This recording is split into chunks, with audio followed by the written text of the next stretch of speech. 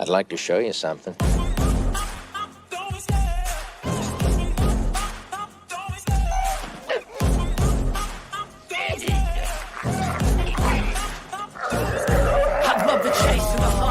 The pace when I'm running, I always take what I want and I always give it 100. Don't need a bank, no I'm funded. Play the game like it's nothing. I'm always thankful for something. Don't take for granted, stay humble. Now wake up!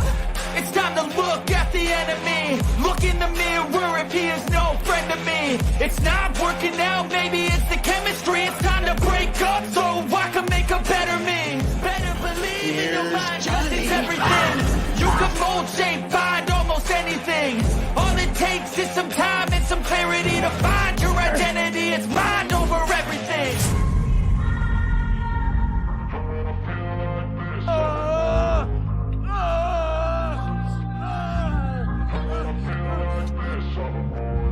And when I feel like this, I'm immortal. When I feel like this, I'm immortal. When I feel like this, I'm immortal. When I feel like this, I'm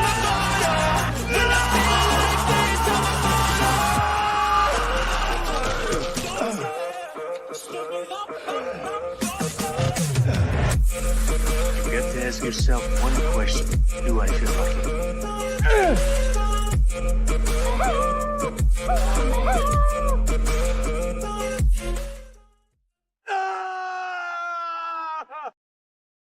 Woo! How you all doing? Welcome. And we're at 40 people here. Huge. Welcome to the 115th episode of Toxic Tuesday. It's going to be a big one tonight. So thank you all for being here right away and early. This is what I love to see. And the chat is only getting huger as the seconds go on. This is what I love to see. Let's do a quick acknowledgement for some excellent faces. Carbon Dioxide, Putin's Cat, Nick the Greek, welcome to the channel. FKHC 2005, Mr. Tickletroy, Zachariah 315, Fenton Crackshell Cabrera, welcome to the channel. Another new face. I like seeing this. Dave C, how you doing? Phantom Outsider, Davina Duckworth, Juggalo Deathcock, Mr. Zen in 1994, Soy-Based Jeremy Animal Confuser. Hello, Keely Chow, Yagnamano, RJ Godzilla. And I'm not selling Ashton Com, and we already got a member chat from Keely Chow, member for 3 months. Said tonight's episode of Toxic Tuesday is going to be the usual sausage fest. That's true. That's true. And then Bubba Doom 1, welcome to the channel as well. Well, and yes, this is true. Toxic Tuesday could be all woman, and it would still be a sausage fest. Welcome, Sean Stackhouse, Josh Post. All right, guys. So I'm just gonna get out of the way. Tonight and next week. So obviously we're talking First Blood tonight, and then next week we're talking First Blood Part 2. So we're doing a back-to-backer. So I originally said, we'll just do this one, and maybe we'll get back to yours. After watching this one, I'm like, yeah, fuck that. No, we're gonna do this. We're going all in. We're committing to the bit. I want us to be like Donkey and Diddy Kong. We need the homoeroticism to escalate to levels never seen before. The hugest ever seen. So, yeah, it's the wrong movie. Let's bring in our dudes one at a time and swiftly and quickly. How's it going, Bruce Lombardo, the Dicks Division? It is a fantastic, very much, almost an interesting night with the Sausage Fest. We have a special member with us, and boy, I'm looking forward to talking about Rambo First Blood, because this is one of the best movies that come out of the 80s, and it comes in with so many fantastic ways to discuss things with friends that have a DD214. Thank you for bringing me on for this evening, sir. Thank you for having me here. Oh, thank you for being here. The pleasure is all mine. Appreciate your time and energy. Happy New Year to you, sir. Let's bring in, of course, whoa, LDG gifting 5 memberships. What are you doing, LDG? Holy crud. He's gifting memberships away. Whoa, LDG gifting huge memberships. Thank you, LDG. Appreciate that, sir. Man, that is just, wow, kicking the show off right. All right, let's bring in our other dudes once again, really nice and swiftly. How's it going, Mr. Mark? Thank you, sir, for your accommodations and all. I appreciate it. Doing awesome, doing awesome. So yeah, great movie. We'll keep it quick, but I think I know too much about this movie now because I watched it, then I watched the director's commentary, Stallone's commentary, all the special features, because my much better half actually got me this for Christmas. So Oh, dude. and I started reading the book nice. last night, so I got through about 80 pages of the book last night. So I've got like first blood overload. But yeah, when this came out, First blood overload. this movie was awesome. I don't quite have the the Rambo knife, but I do have my K bar, so that's Rambo knife adjacent. I don't know. We're allowed to show this kind of stuff on YouTube. I don't know. This stream I already checked. It already got demonetized, so whatever. I don't care. So I'm Just prepared go all if the anyone way. fucks around tonight. I got this ready. That's for you, Gerry. Gerry. No, Mark. You want Hey, to lose any parts? I'm glad. Hopefully, dinner was good with the family. Yep. So sound like it was great. Happy New Year to you, sir. Happy New Year, happy holidays. Yep. All right, let's bring in the Keto Simple One himself. How are you, Dustin? And happy New Year to you. Happy New Year. So glad to be here. When I first thought about this movie, I was like, what does Stallone know about a woman coming of age and getting her first blood? I had no idea what the fuck that was all about. And I watched it. I was like, what is this shit? Dude just wants a sandwich. He was like Mike Nior from Suicidal Tendencies. All he wanted was a Pepsi. Yeah, all he wanted was a Pepsi. Simpson. All he wanted was a sandwich. And then the movie happens. Isn't it funny how life works like that? Oh, nice weenie in your hand. It's a sympathetic sausage. Sympathetic sausage. Dustin, glad you to be here, sir. Appreciate it. Happy New Year to you. And we're gonna let him in through the back door. Hi, did I see Pickle Rick? That looked like Pickle Rick. What should we know about that Greek thing that was in Bruce's hand, Gary? What would you tell us about it? It's a gherkin. That can't be all. That can't be all. Gherkin. What would you do with it though? I'd put it in my mouth. Is that all? Bite it in half. Oh, that's rude. You're hiding details now. You're hiding details. No, man. For shame. Good to see you guys. Good to see you guys. We missed a week because of the holidays. Hey, yes. Hey, guys, what's up?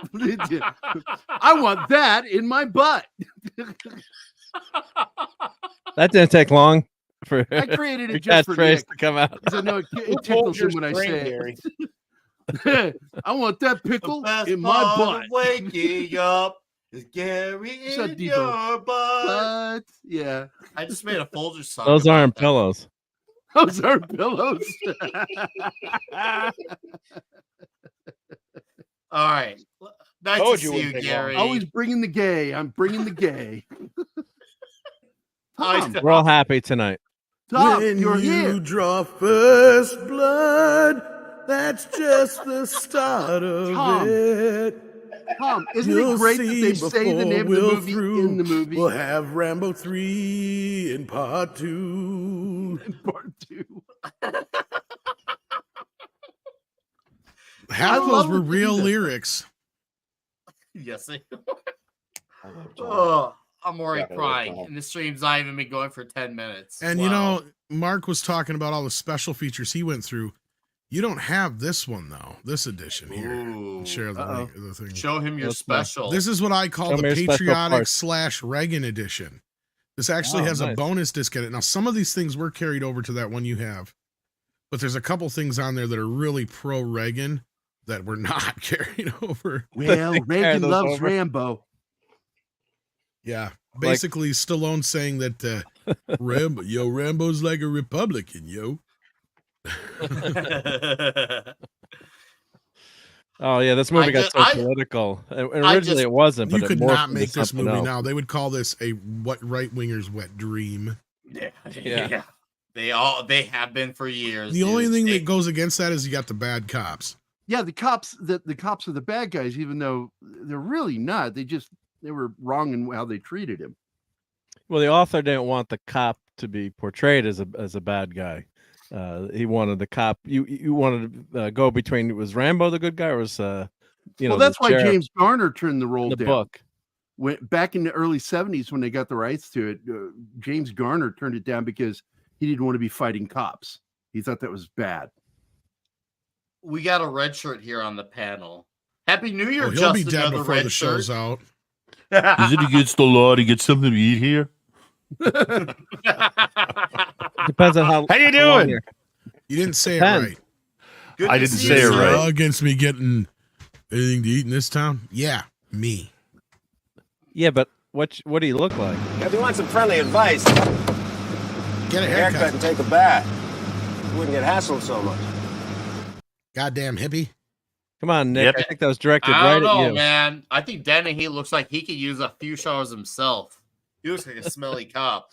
And you know, not does as anybody many remember? and He not had as to many apologize. cheeseburgers. Right. And You guys remember he had to apologize about his Vietnam claims? Brian Dennehy in 99? Nobody Don't remembers know that. one. In I 1999, don't. he got in trouble because No, he I kept don't saying that remember he had that. served in Vietnam, when in reality he had gotten out in '63 from the Marine Corps. Ooh, so he Never just served in Smollett country. did it. Hi, So 70s. He got busted and he had to Oh, apologize. hello. So Bren! speaking of getting busted, it's great to be here for this movie about Backdoor Gary's losing his virginity, First Blood. First blood. And here's the irony of it: the blood was from his dick. Aye. It So is that's my based on a anus. book. But I'm That just sounds kidding. like that Cannibal Corpse song called "I Come Blood." Yeah, I come blood. but I'm just kidding because we all know this is really a movie about a psychopathic, warmongering vagrant who terrorizes an innocent town protected by a naive but well-meaning sheriff. And that's what Everything's this fr- movie's really about. Everything's from his perspective, and he's an unreliable narrator. Well, he is a Korean veteran, so I mean, why would he persecute another veteran? That makes no sense. All right, 70s. There was a plot Are in you the book attacking about his that. character? Who, me? 70s. How's your New Year? How's your? Oh, how's great. your- I'm Anybody? fantastic, buddy. Yeah, things are great. Life is good. I love it. Yeah. All right, and last but not least, Oh, shit, our we got a special chick on the guest channel. tonight. Sucking Yeah. his ass. Oh my It's a god. clam She fest. already heard. Everybody it. exhale. She already Suck it heard in, Tom. everything. Is that what a This chick looks feels like? like a sausage fest. It's a clam Plus fest now. pickle. Well, I that guess is the the pickle show. got eaten. I know this lady, and I met Hi. her in Oh, you Milwaukee. met- Hi, X-Ray. We Hello. I met her. hung out Milwaukee. We hung out Milwaukee. Yes, that was awesome. That was awesome. She Speaking gave of me pickles- COVID in Las Vegas. No, we didn't. Ah, Someone gave it to me as well. whoa. So, how's your New Year's Eve with you and your cyborg?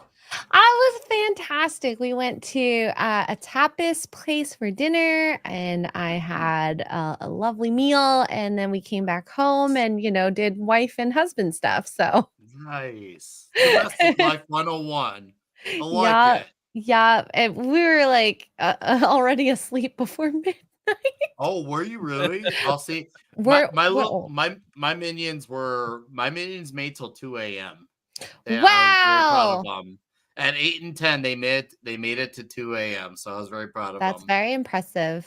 It Um, is. I did want to share a story since we Yeah, saw share a a pickle on story. the stream. I once took an X-ray of someone where they stuck a foreign object in their butthole, and Was it it was. Gerry? You would think it was a fine. pickle, but he actually stuck a jar of pickles up his butthole. Oh! Oh no, poor Tom. Oh, God. X-ray girl. Gary's like amateur. X-ray. I was a paramedic up in Seattle, and I've got some nightmares. Oh, we about can, that. we can Hey, talk hey, foreign am- objects.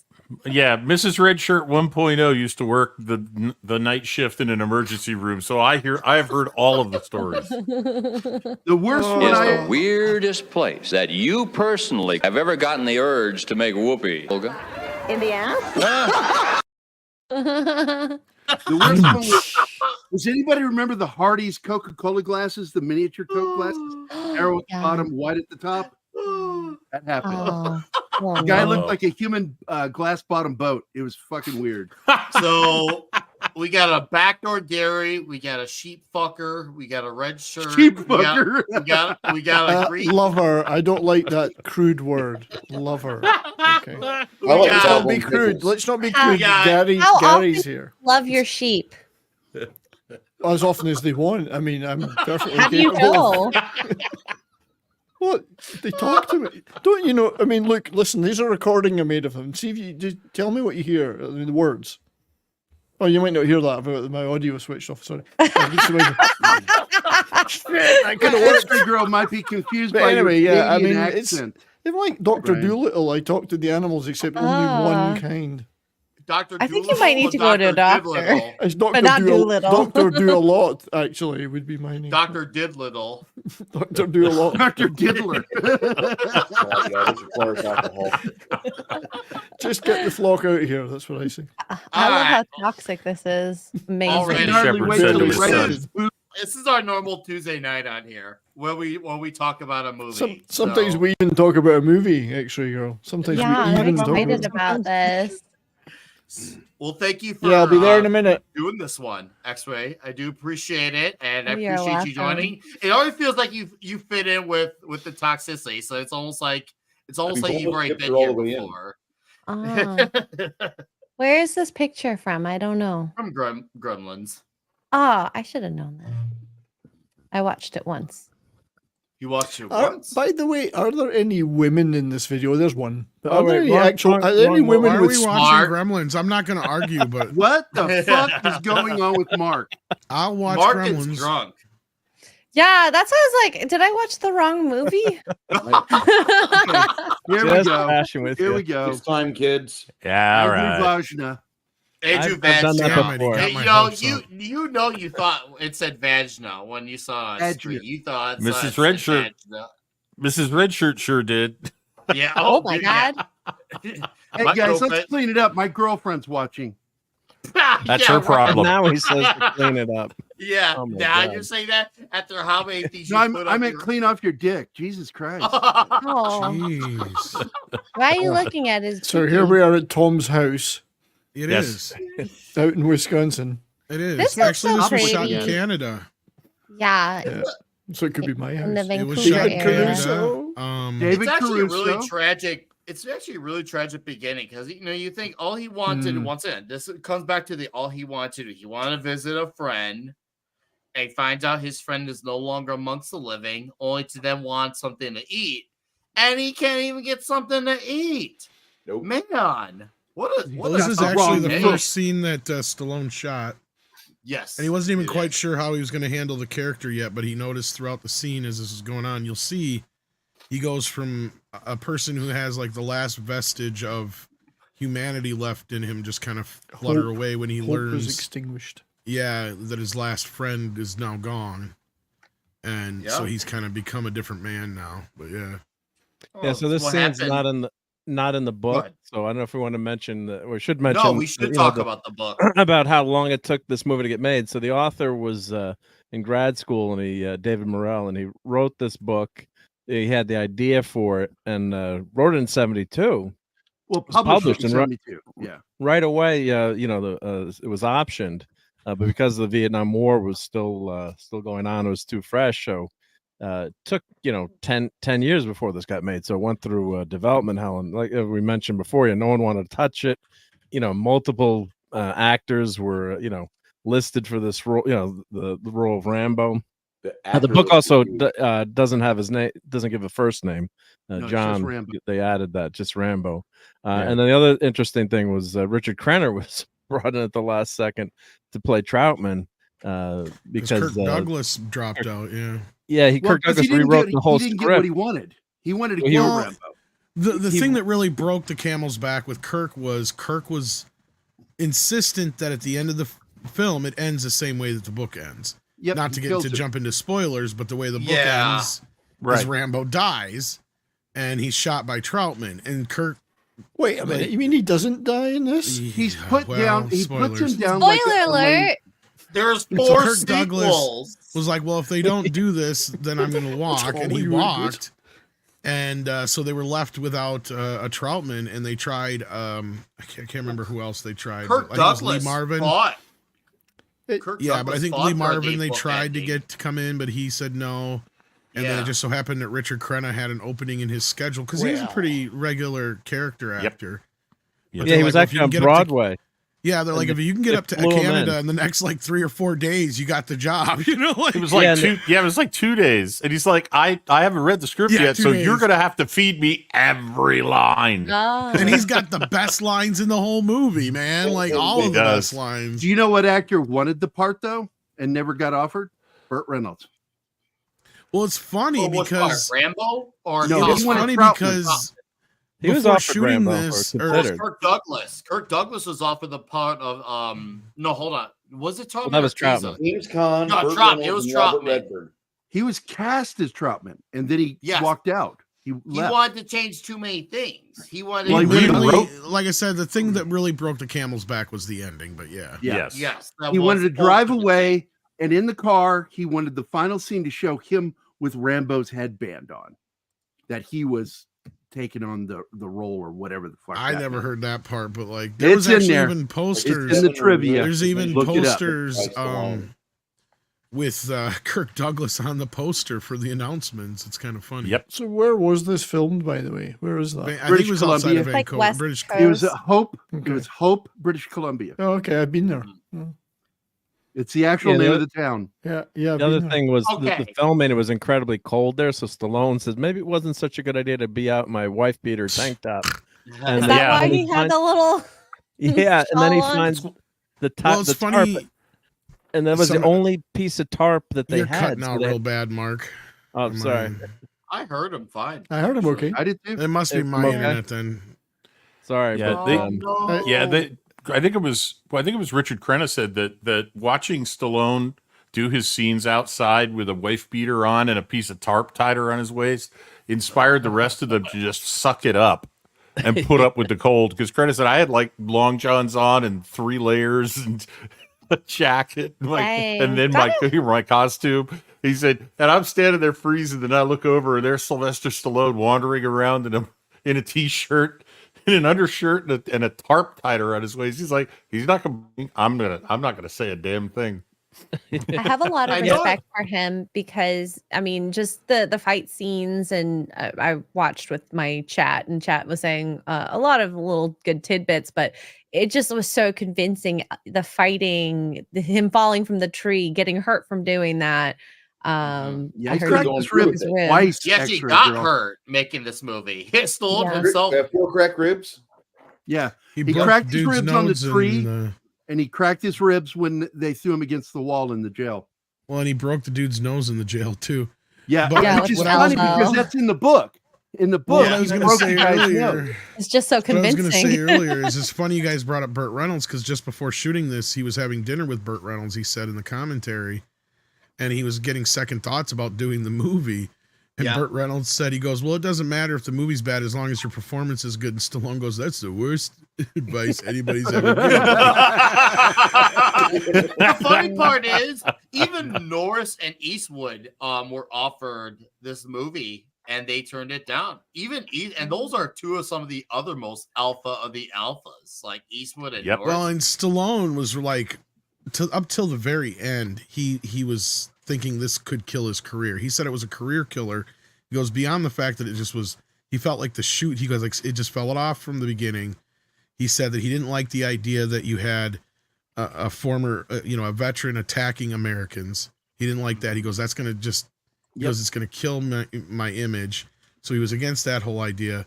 And then when That's he saw why the James first Garner turned the role down too. Tom. Yeah, when he saw the first rough cut, he said he was so disappointed by it. He tried to buy the negative so he could destroy it. But it was Oh a my 3-hour goodness. cut.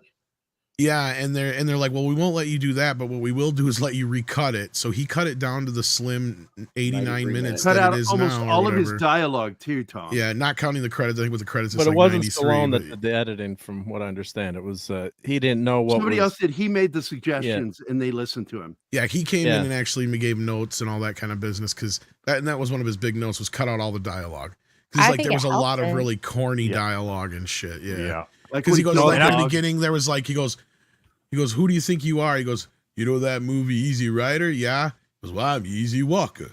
You know, shit like that. He's like, there's horrible cheesy lines and stuff. He said that they just trimmed everything out, basically. Yeah. I like Hold on, X-Ray, go ahead.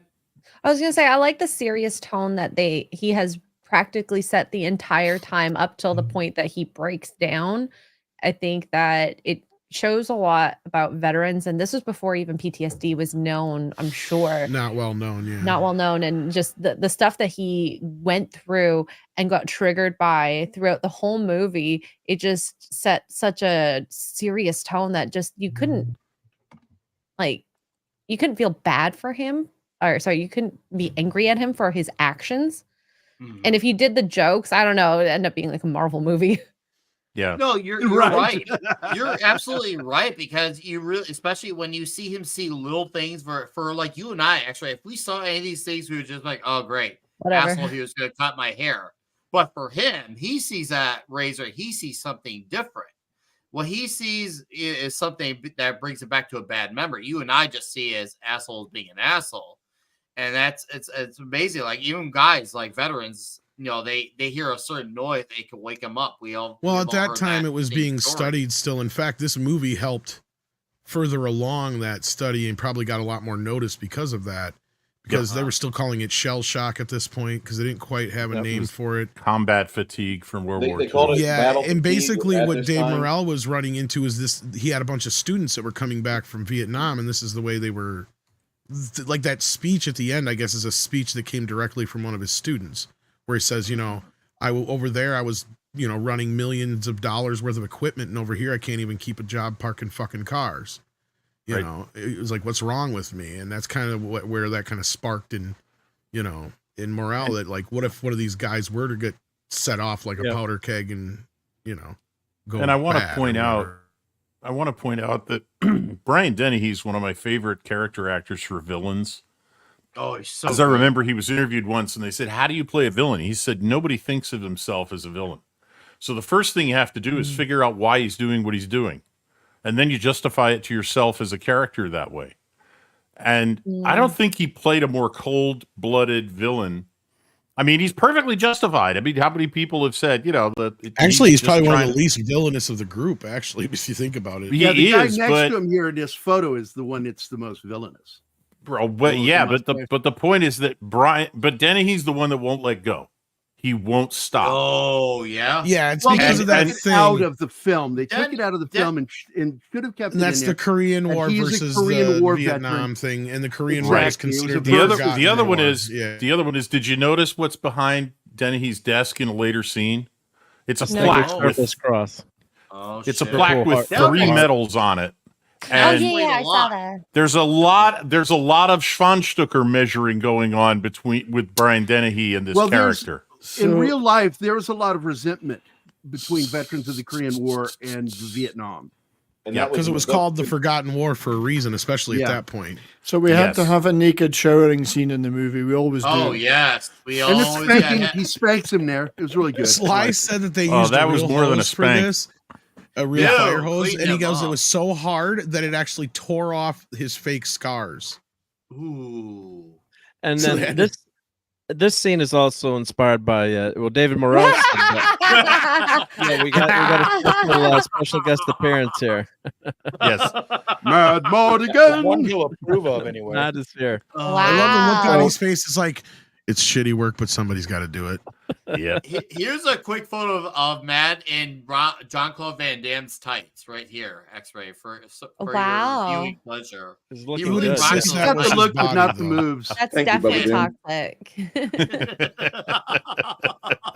So David Morrell said this scene was inspired by when he read a newspaper account back in the day, you know, the conflict between hippies. You know, he said this was basically 50s versus 60s, as he wrote it, you know, the old generation versus the newer generation. And a group of hippies had been arrested by a sheriff out west, about 20 of them. They shaved them all down, bald, shaved their beards, and hosed them down, and then dropped them off 30 miles out of town because they didn't want any hippies in their town. So that was part of the inspiration for this, for this scene and why, Rambo is treated so poorly. So he said in his mind, it was more of a generational conflict between the two. But he said by the time this movie released in '82, they're like, well, Right. Stallone doesn't look that bad. Everyone's got long hair now. And, but back then in the, in the early 60s, if you walked around with long hair and a crazy beard, But Stallone also ran with the whole hippie side of it too, because that's where he was kind of surprised that the Republicans really embraced the character, because his whole thing was he was everything counterculture wrapped up into this perfect soldier, right? Like he even goes a little bit further of he's like the perfect hippie if you think about it, because he lives off the land. And Yeah, he really is. And all this other shit. They're adaptable. They are adaptable. They take anything, and no matter what, they become Can eat things that make a belly go puke. Yeah, Morrell said that the sheriff's the Republican and Rambo's the Democrat. In his mind, not exactly politically, but he said, he's the authority figure and Rambo's the anti-establishment figure in this movie. So it's almost like Born in the USA got used incorrectly, as a campaign song by Reagan, which never made sense. Teasel, actually in the book, also actually had a bit of a more fleshed out art to explain his veteran experience as well. Well, yeah, because in the book, it's like every other chapter is you follow the character. That's what I think when Mark was trying to say earlier. Yeah, the book is so good. I read about. I kept reading the book till like 5 a.m. I'm like, I could go. It's been like 30 years since I've read it. It's so good. As snake eaters, because they go through survival training where they get put out in the middle of nowhere, and I think Fort Bragg, and they have to survive for like a week, and they're given is minimal supplies. And one of the things they wind up eating is because there's an overabundance apparently of snakes in the swampy areas of Fort Bragg, and that's how they got the nickname. That's what I've read. Now I want to tell you about this scene right here. The training for this was done with a Navy SEAL that was brought on set to help Stallone understand how to get out of the situation. And during the rehearsals of this, the actors thought they could restrain the Navy SEAL, and he actually showed how he would take them down and did it. Wow. Wow. Real consultants. Yeah, for real. All right, Bubba Doom 1 for $5 says, this was the last movie I sat down and watched with my mom before she passed. Oh boy, dude. I've seen her cry maybe 5 times in my life. She cried at the end of it. Holy shit. Well, this was a movie, believe it or not, that a lot of women liked too. And this is something that played out a couple of years back when Rambo 5 came out, and Charlie's Angels came out at the same time. Yeah. Guess what? More women went to see Rambo than went to see Charlie's Angels. Oh, I believe it. I mean, Stallone, come on. Well, not just that, but it's also it kind of, like I said, just the idea of, he's presenting what at that time we didn't know yet was PTSD really or whatever. And a lot of women didn't know how to deal with it either at that time. So this was something that opened a dialogue with a lot of people, I think. Like I know it affected my family because my dad's a Vietnam vet. So I got 2 veterans in my family. Thank you. That's a great message. Tell your dad, welcome home. Yeah, that's probably one of the most personal super chats I've ever gotten, maybe ever. Thank you for the $5, sir. And I love his avatar too. That's Jack Elam. Jack Elam. Yeah, the great actor. All right. And before, as this carries on, X-Ray, I gotta recommend, if you have somehow not seen it with Stallone, you need to watch. And this isn't for a future code. We already touched this movie, but for your viewing pleasure, please watch Cobra. Please. Cobra. Cobra's great. Do it for yourself. Do it for 86? 1986? Yes. Yeah. It's the one where he's got the aviators on. And I am the cure. It was originally Stallone's idea for Beverly Hills Cop, and they rejected it. So he took it and made his own movie. Love it. Seriously, it is not it doesn't have like a big, deep like story the way this first Rambo does. It's definitely gonna be more of a turn your brain off, have fun with it, but the dialogue in it is going to be some of those greatest on the nose action heroes over the top, dude.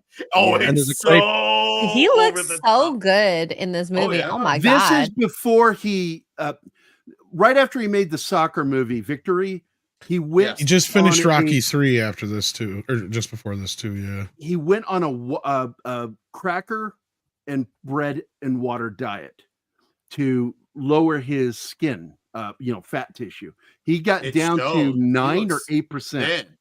He's thin. Even though he's shredded, he's also thin. Like, Yeah, he's really not thin in bulky. this movie. Well, yeah, he had to actually thin down because, like I was just saying, he just finished Rocky 3, Thick. so he was pretty Dang. big just before this. Yeah. Well, dedication. nowadays he's got bulk muscle. Nowadays he's more of a bulk muscle. Well, type that's of what he guy. went for. After he lost all the body fat, he started beefing up in order to compete with Arnold. And it was that Yes. personal grudge with Arnold that led to him getting so big. Here's And what he has on Arnold, though. He By has Rocky, the fact that by he Rambo can- 3, he is huge. Oh yeah. Well, he's a what Nick? monster. What he has on Arnold is that even he speaks English. and he also won an Oscar. He That's won up an for Oscar. debate. Yeah. Well, yeah, that could be up It's for debate. debatable. Here's the Don't thing. speak English. And Tom and I have had obviously, we've had several conversations on Toxic Tuesday on Mead that Stallone does not get enough credit as a actor, writer, director. He gets all the credit in the world for being a great action hero, but he's also great at everything else. He knows how to tell a story. He believes in continuity for a story. Obviously, with a lot of the Rocky movies, he's actually delivers great performances, not just as him being badass. When he needs to break out of that, he does and does it damn well. And he knows how. Well, he he knows how to understands front the story movie. structure, Nick. He Yes, understands themes. thank you, Gary. He understands themes. He understands character arcs, story arcs. Nothing These are all he has important that to Arnold writers. doesn't.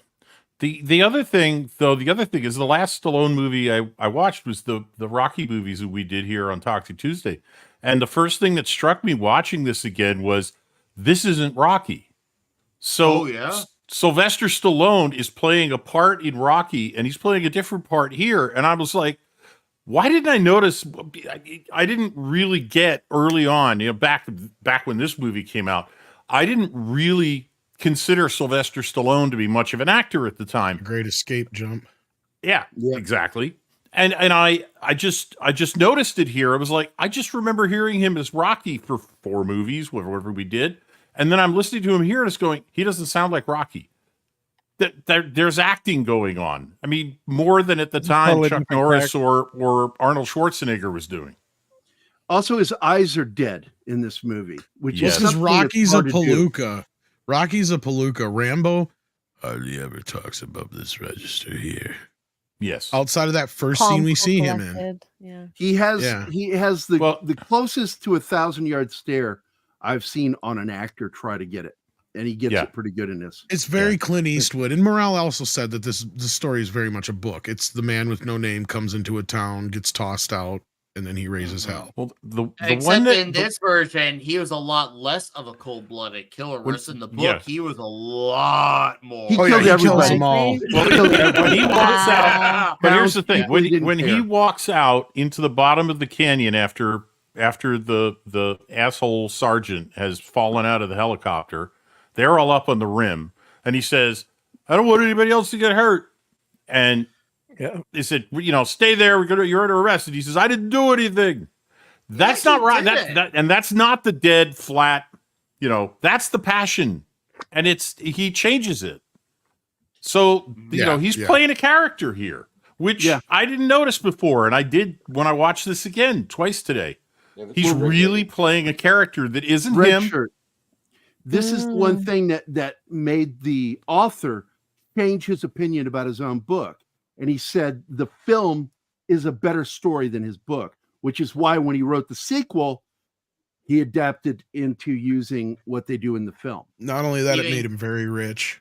Very Yeah. Kirk Douglas conceded to Stallone later on that it's a good thing they went with his ending because originally Kirk Douglas did want to be true to the book, but obviously he had the author of the book involved with writing the movie, so they wanted the ending. But it also helped that there was a test audience that went for the original ending, and that test audience was apparently an absolute groaner about Oh, it was the worse They than one that. person in the song audience branding. yelled I'm yelled out. just underestimating it. I'm not. I No, don't no, want to but exaggerate, but you're right. a You're person right. in the audience yelled out and said, "The director's in here watching. He's an asshole," because everyone was rooting for Rambo so much at the end. He's like, "Oh God, I guess we have to change the ending now." And I did clip the original ending. I have that to show. Well, at the end of they the shot podcast. both of them, and Yeah. Stallone kind of knew early on that they weren't likely to kill the character, but at that point, still, he wasn't even sure if this movie was going to be a hit. But like, yeah, the fact that he knew the audience was with the character, that they knew, and the director knew, and the producers knew that, yeah, you can't kill this character. It's the wrong thing to do, which was their initial instinct to begin with, is what came between them and Kirk Douglas to begin with, right? Like the big thing, Yeah. you know. Because Yeah, that's why 'cause they split ways, because he wanted to kill the character, and they were like, no, we've already decided not to do that. Yeah, and Stallone said Douglas showed up and he had rewritten the whole script, not a few notes. He showed up with a new script. He's like, it was good, but that's not what we hired you to do. He was laughing about it. Yeah, but and even Kirk Douglas, and hey, they gave him his walking papers too. He's one of the great Hollywood stars, but He still got so- paid for some of it too. All got right, paid. I want to bring this up here because Bruce highlighted a very important line, and I know there's a few fans in the chat of suicidal tendencies. Mike Muir of Suicidal and John Rambo had very similar life, let's just say similar wants. One man just wanted to have a bite to eat. One man just wanted a Pepsi. And both didn't get what they wanted, and they both, kind of went crazy. Only if you're a tendencies fan, you'll crazy understand that. though. Rambo didn't go crazy. He got oppressed or the cops were aggressive on him. It's called a flashback. He goes into flashback mode. Yeah, And okay. he's reliving the moment. But what you have even if here, someone's choking me, I wouldn't react well to that, right? Well, yeah, no, X-ray's right. He's But the one that's who part of said the they drew changes that first was blood, made to help. not me. Yeah, those are part of the changes that were helped to kind of make It Rambo helped more of a his sympathetic story. character. Exactly, 'cause Absolutely. otherwise, because as you notice in this version, he kills nobody. Even Teasel at the end is still technically alive. I mean, No, he didn't actually. I talk about the guy from the helicopter because I don't count that. That guy died an because of the accident. That was an helicopter. accident. that was He his died- own. That was his own. Yeah, he took off his seatbelt. Safety. No, meeting the right guy there. was so stupid. You're shooting a guy without a gun out of a helicopter just because you want to be mean. Yeah, because he's the true villain in the film, and he dies early. No. Oh, to I me, just want to that point out doesn't too in count. this scene Because here. he's the one who triggers his flashback Yeah, in and this his scene, PTSD. here, this rollover of the car was an accident. So the stunt driver didn't mean for that to happen. So But they it just worked went really with- well. It worked really well. Yeah. So if you watch the movie, it's like the car. It's kind of boring the way it's not a big fast rollover. It's a slow rollover. But so they said, well, we'll just put Dennehy in the car and we'll go with it. And Stallone messed up his hands on that scene too with the going off the bike there. But a lot of people got hurt working on this movie because all the rocks, the terrain, the cold, and they said this Stallone. They were getting sick of him in the emergency room. That's he said so many times. But I gotta say, I was thinking that was the most realistic shot of a car going over the edge of a hill and down and rolling onto its roof that I'd ever seen in Hollywood because it didn't burst into flames. Because it was real, wasn't it? Yeah, it was real. It wasn't was planned. real. Right. Yeah, it wasn't And I'm supposed to like, happen. why don't they just do that? Yeah. Well, to be fair, a lot of people got hurt. Oh, they did. No, they did. So, they could do it safer, I'm sure. Yeah, Things were they different back in the they would have day. put a roll cage in the car before he drove it off the edge of the dirt Yeah. road, which they probably didn't have, which is probably why Brian Dennehy had so much trouble getting out of the car. Yeah, and Stallone almost got killed riding the motorcycle too. They were supposed to shut down the road, and a truck got through. And when he's Oh. riding the bike, he said he almost had a head-on collision with the truck. Oh, that's so scary. So he almost bought the farm there. But I really just love that chase scene. That chase scene was so perfect. You don't Oh. get that nowadays. Here's Yeah, and the there's tarp. no I music in miss the- a here's the good, tarp scene. solid chasing. I really miss because they really, especially when they were the opening scene, they really set the tone for a movie. When you go into like a cool action movie, whether it's a Bond movie, a mine movie, Credits at the beginning. yeah, I love those it. There it is, credits guys. with a There's the chase tarp. scene, it's like, all right, I Yep. know I'm getting into a badass movie when you get a chase scene to kick things off. Oh, here's his amazing. Well, Now, Spock. what I Spock read was Spock. that was something he pulled out and found. What Yeah, they but found what it on did you- site. They but found what it on did site. you It's pull not a out? prop. What did you pull out, Gary? Just now? Yeah, what'd you? You really want me to say on camera? I want you to tell us. No. I thought since we had X-Ray Girl here, we were going to have a game where she would X-ray it and have to guess what Geary had up his ass. Ooh, we I was even going to make a little theme song like "Up Gary's ass," you know, like You need to do that, Tom. That'd be funny as shit. "What's up, Gary's ass?" How Yeah. much Ooh, it's like a TV show. I love it. Do I get a prize if I get it right? Yes. That's You what might we not do. get a prize, though. Yes, Okay. of course. That she gets a prize if she guesses what's up my butt. Yes. Spoiler: you it's might- almost always Tom. You know, there are websites out there that have that. Now I'm half tempted to sit there and do that with X-Ray Girl. Like, can we guess what's up this one? Well, Okay. if the X-ray's blurry, it means the toy is still running. All right, I want to highlight this from D. Bud Martin. D. Bud Martin he sent me this some time ago, not too long ago, and it's a panel about shit. Backdoor Gary. It The says gay "The desperado, he's coming in through the back door, amigos. He's been trailing me, but this is the payoff. Oh my God, he's that's trailing great. ya. D-Bud said that? Awesome. Like, I don't know if this is gay unless you like make eye contact while there's the blowjob. Blowjob's Depends not on that if you're gay. paying for it. Well, you know what my professor told me? He says, you're not officially gay until you do it twice or admit you liked it. That's true. You know what? I can agree with that. And it depends how much Ted? alcohol is involved. I want to acknowledge that we have over 100 people here in our chat. Thank you guys for being here. Hey! On Tuesday. Woo! I'm drinking to that. I'm definitely drinking to that. Oh, dang. Now, I do want to point out, though, we've talked about the previous edit of the film. It was 3.5 hours long, Yeah. the first cut. And that's the one that Stallone hated. And he was terrified when they had to go take the 40-minute cut that he was given to the executives. He was terrified. And he had to say how great it was when he didn't believe it was. But then he watched that 40-minute cut, and it blew his mind what they did with his edit suggestions. And it was just the right tone. Yeah. And that's when he began to believe in it, is after he got to show the 40-minute cut to the executives at the studio. Well, and Rambo is an interesting name to begin with because Outstanding name. Yeah, well, Morale got the name from Didn't two he? different Named places. after some fruit. Fruit, that was it. Yeah, Technically, fruit. yes, Yeah, because he fruit was family. he had been reading the poet Rimbaud, which is spelt like R-A or All Frenchy and stuff. Yeah, it's all Frenchy and shit with the EAU or whatever at the end. Yeah. And his wife happened to come home one day and she's like, "Here, try this apple I just picked up at the store. It's really good." And he ate it and he's like, "Yeah, it is pretty good. What do you call it?" And she goes, "It's a Rambo apple." And he's like, "Really?" And he's like, "How do you spell that?" And she goes, "Well, R-A-M-B-O." And it just clicked with him. He's like, "Yeah, that's the name." And he never gave him the name John Jay. That came with the movie, of course, as we pointed out before. But yeah. So in the book, he's only known as Rambo. Yeah. I mean, they didn't name those apples after Rambo. Damn. I know, right? Oh, Much better story. Yeah. That would have been epic. Okay, I'll those apples happened to have been discovered in 1983 and they were the same color as Rambo's headband. So they're like, you know what? Let's call them Rambo apples. Rock versus helicopter.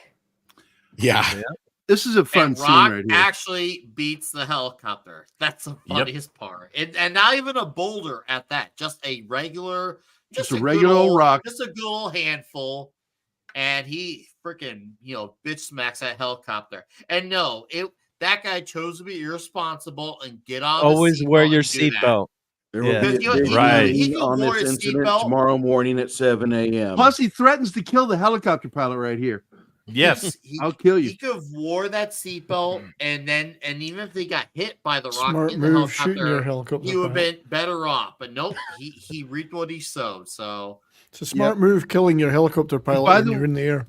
Yeah, I'm gonna take a line right? from Tom Cruise in Collateral where he says, "I didn't kill him. The bullets in the fall did." No, Tom freaking Stallone didn't kill him. It was a freaking his It was irresponsibility. the helicopter pilot killed him. I want to point out that Stallone was terrified to do this scene because of all the peat moss on the rocks. So they put a rope and tied it to his ankle, and then joked that we'll call that the body retrieval rope. Yeah, and Right in everyone front else of was him. harnessed to all the trees around there. Now, this was an tied to the important trees, stunt right? here, guys, because this is one of the biggest free falls on film history. Yep. This is not That Stallone. looks so Oh, okay. That looks so Stallone does painful. the bottom part. He where does it the falls to bottom part with the trees, though, where he breaks That's why his Gary likes the ribs. bottom part the best. Yes. Of course, Oh my Gary liked the God. bottom. Cream of the that crop. wood. I told my girlfriend oh. I'm a power bottom, and she accepted it. I said, it just means I'm lazy. I want you on top. That's all. He wants the cream of the crop. Cream of the crop.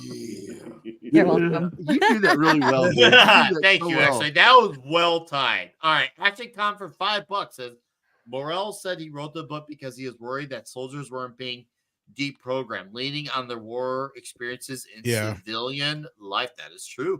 Thank you for the $5, sir. Happy New Year to you. Thank you. The problem with Appreciate Morrell's that. book, if you finish reading it, who said they were reading it right now? Was that Rich? I'm reading it right now. Yeah. Oh, Mark is. Yep. He's kind of a bad guy in the book because he's just killing everybody, and that's the problem. And Like in Stallone the didn't like jailbreak, that he because kills loves everyone in the veterans. jailbreak.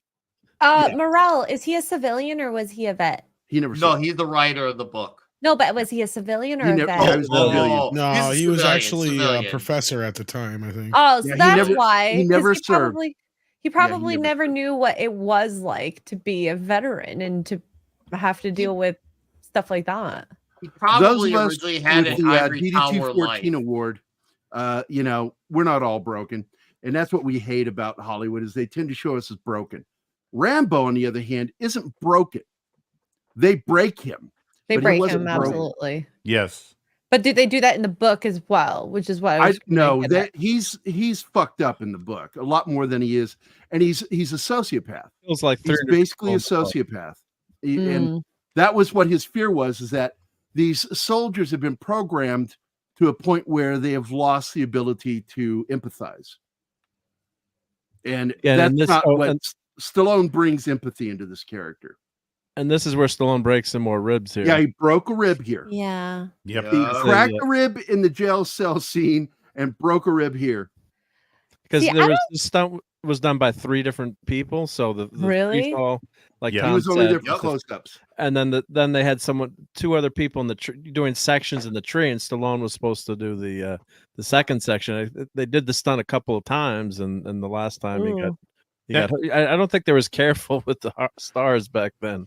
And with the No, budget. they No, they weren't. weren't. No, they weren't. not. No, but correct me if I'm And that wrong. was half the reason pro- they were shooting in Canada, too, the probably. professor. Look at every but film by William Friedkin. the author of the book was a professor who was referencing his Vietnam veteran students' experiences and statements. Oh, So he analyzed them, and he where they were, they were suffering from PTSD, and he, in talking to them, decided he made his own armchair psychiatric evaluation of them, and it turned out to be wrong. And they actually got a lot closer in this movie than he did in his book. And I have a lot of relatives who served in the military, and a couple of whom served in wartime in the military. And I would say, with deference to Gary, but I would say this reminds me more of a couple of my relatives who served, one of whom actually did serve in Vietnam. And you wouldn't have been able to get 5 words out of him about his service in Vietnam if you tied him to a chair and threatened him with a rubber hose. He wouldn't have told you a damn thing. He just compartmentalized it. And Well, that's the way a lot of them do. Yeah, I know. That's a lot of them. Yeah. But he found a place to put it so he could go on with his life. And, John Rambo has become a loner. He doesn't talk to people. He just doesn't want to deal with people now because he doesn't like the people he dealt with, and he's not good at it. And that rings a bell with me. So, yeah, I think the movie actually does a better job than what you guys have been saying about the book. Absolutely, and I agree. Oh, it does. And as I said, it opened up the door for the research to get more attention, right? Because I think this is the first movie that brings shell shock or PTSD to the forefront, especially about the Vietnam veterans. Dang. Absolutely, and in a way that was actually helpful. Helpful, because you had a few movies before this that used some. I mean, like Rolling Thunder is one that comes to mind. Look at and his a few eyes. others. Look at his But eyes like, there. this is the one where you actually, and I think that's where it was really important to Sly that and the writers and so on, that he didn't kill anybody in this movie, right? Like so it isn't something he can't go back from. When he's in the woods, he's trying to injure them, to stop them. That's all he's trying to do is stop them. No, he pretty much does what like. Well, even says it in the one scene. He's like, "I could have killed all of you, but I didn't." Yeah. He could have taken a Teasel. That one scene where he was up against a tree, had him by the throat. He could have pretty much ended the movie even, and that could have been it. And he said he's sparing. He kind of gave him a warning, like, let it go. Let it go. And they wouldn't let go. And he had every, I don't know, I'm not trying to say that murder is right, but he kind of made it easy, let it easy on them to say, hey, let me be, and we won't ever have to do this again. But instead, they freaking escalated that shit. All because he wanted a freaking sandwich. I just wanted This is, and I don't want to make this any more explicit than I have to. I just want to point out, to me, this movie is all about a man who just wants a sandwich, and he just wants to be left alone, and he finds himself in a place where someone cannot leave him alone. But in a And way, that's it's the also conflict. something that was bound to happen sooner or later, because the breakdown he has at the end kind of says that. Oh, yeah. Because him wandering is kind of part of the problem, right? Like, right. But you but know, but this is the town that triggers it because Yes. they won't leave him because alone. Teasel was the wrong guy, right? He was Exactly. the wrong guy, and Teasel doesn't know when to let go. And of course, when his best friend here gets killed, you have this issue with Teasel where between his ego, his pride, and all that business, he's just not going to let it go. And he that's what admits pushes it it later to the that he point. wanted to kill him. He just wanted to kill him. Yeah. Yeah. Yeah.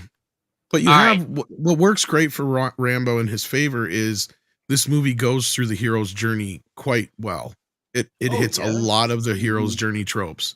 And that's why I feel like doing part two is necessary, because really we were just going to cover this one for Toxic Tuesday and go back to some of the sequels in a few weeks. But after we watch this sucker, I'm like, no, we can't just ignore this. This is way too important of his story to just ignore. So anyways, Action Com for another $5. Thank you. Says X-Ray Girl, in war, you kill. In civilian life, you get a lawyer and sue the hell out of the cops. Yeah. Yeah. In America, you just sue everyone. So I hear. Pretty much. Oh, yeah. We're very sue happy down here. We are going to sue Canada. the girl. We are going to sue the school. We are going to sue the lawyer. Very litigious. By the way, they just Anybody know showed the what that's cop with from? the broken nose, and Oh, he wears David a bandage. Caruso. He wore a bandage the rest of the film for continuity. Well, he actually got his nose broke. Yeah, because it was for Sly real. broke it. Very realistic. With his elbow. Now, David got Moore, paid extra. David, what's it? Caruso here is the Yeah. sympathetic. I don't cop. recognize him without sympathizing. sunglasses. Because he's a cop who didn't want. Once he heard Rambo's credentials, he's like, guys, I want out. You realize what we're doing? We're getting to the lion's den with this guy. what are we doing here? He's like, it's basically we ain't hunting him. He's hunting us, basically. That's Well, he's hunting you guys. that's He's what's sad is he didn't have he's glasses to basically take off right after he said that. He's basically Predator And it went, in the movie Predator, but about Well, Tom, he We're was not still hunting learning this man. his He's craft. hunting He was us. still learning his craft. That's all. Sorry. That's one of his first roles, I think, right? With Yeah. Tom tonight, man. He's got themes. This could totally be like a. I got one issue, and I'm sorry. This is really nitpicking, but when Stallone picks up that rifle that fell out of the copter, that was a scoped rifle. Yeah, that fell on a rock. That scope is a kaleidoscope now. Yeah. Yeah, but he's that Rambo. is just He full doesn't of need pieces of sights. glass. He doesn't need a scope to shoot. He also takes his coat. He mentions in the commentary, takes his coat, and then he decided that the tarp looked much cooler. Although the coat made more sense. That so was really interesting to see that because I was like, why won't you wear it? It's so much warmer. He's like, it doesn't look as cool. So then only Rambo knows where the coat is. But and we were saying about that tarp too. They guarded that tarp because that was the only piece that they had. And he still Stallone has that in his closet next to. Yeah, him. he kept it. That's right, Tom. That's Yeah. insane. He still has that tarp Because he to just this day. improvised and found it on the scene, and yeah. This whole Which is next crazy. scene is insane. How he attacks and preps to attack them, and it's just so chilling because he could have killed each and every one of them in Mhm. every moment. Yep. That leg trap thing, that's like a Vietnam War thing, I think, too, right? That is a VC booby trap. Yeah, see, that's the whole thing too. Is Dave Morrell was kind of setting up the story as basically Vietnam being played out in this town. Yep. Uh-huh. And It Rambo felt very representing the Viet Cong, basically. Yeah. Yeah. And yeah. Yeah, I just noticed and maybe it was just a function of the lighting, but I thought, if I were out there looking for this guy, I would have lost my hat by now. Because those damned hats stand out more than anything else in this scene. I think plus I was it's like, raining, so they're trying to keep it out of their eyes. But yeah, Right, If but I was I'm out sorry. there- I'd rather get rain in my eyes than a bullet in my If hat. I was out there looking for this guy, I'd be back in the town in the diner having a coffee. Exactly. just bring the guy a Preparing sandwich. sandwich for him. Yeah. Yeah. There you go, Rambo. That would have solved everything. It would not be up the front. But those hats actually were a choice so you could see who was walking in the woods because Yeah. the cinematographer was phenomenal on this, but and the lighting, it's all. Well, a lot they of didn't have natural no light. daylight. They learned that pretty quick Yeah. when they went up to Canada too. Yeah, in the winter, Yeah. it's just rain. He said about 2:00 it start getting dark. They're like, Yeah. shit. Yep. And they really had a good DP on this, a very experienced one. He'd worked on a lot of previous films. Laszlo. There's a just lot of natural great, lighting in the great scene, eye. in the film, not the scene. But Gary yeah, in the would know film, all. yeah. Gary would know all about a good DP. He Yes, I would. do. Deep, Oh, my deep goodness. penetration or double penetration? Which one do you mean? Both. Hey, clobbering times. Bobby. Glove. I felt so bad about the dog here. Yeah, Oh. technically he does kill the dogs. Oh, I thought So, Bobby I joined heard us. you Where is he? guys talking about we should Okay. prep to go get him a sandwich. They could be like, all right, Rambo, we'll let you out. Do you want extra meat or do you want extra cheese? Which one do you what do you like in your sandwich? You like it well done? I think he'll take medium well? anything. Well, He ate a pig in the In wild. fact, He's not He that hunts big. with this knife. Why would you be carrying a knife like this? Hunting. Don't be a wise guy. I'm glad you just showed off that knife. of those days. Things just aren't going your way. Your woman don't have no supper done. What the When you fuck? get home, I you need just some need meat some on meat a on a bun. bun. And you always need some mayonnaise. Hell yeah. No This- bull. Is that- That's right. We got Brahma Bull mayonnaise. This is a rainbow ornament. I think I got my first Christmas with my girlfriend. First or second. Aww. Yeah, so That's cute. I went to go get off the tree because I can't just not show this badass ornament off. So Yeah. yeah, really happy with this. Consider it a prized possession. Let's say. I have a knife in my car. You never know. Oh, hey. Yep. No, hey. It's a you legal do not size know. though. It's a legal size, just to What I clarify. love is how it gets bigger in every movie. Yes. Well, look what I have. By the time you look get what to I have part here. 3, it's a fucking sword. Now It's this like you think something that you'd carry knife- in Elden Ring. You by that. You have the biggest dick I've ever seen on a man. You think that knife is dangerous? Look at this. It's a Rambo butterfly pen. Watch this. Ooh. So you you open it up, so it flips. So it's like this, and then it's a Rambo butterfly. That's pen. dangerous. Yeah, so can't Ooh. bring this to You school. could kill a deer at 200 yards with that. I don't know where the hell a pen is mightier than the sword, so I don't know where the hell I got this or what. You live by the It's like sword. Rambo 3. Does it say on You it? die by the Can you tell sword. by the logo or It says like 3 at the bottom, I think, isn't it? is it Like- TM? Or is that TM? Trademark. Yeah, I can't see now that when I got this I could have read that. Now I can't. Says T. Oh, it says looks like T-O- 3 lines to me. It says so, TOM. Yeah. Let me look on the loop here. Let me check.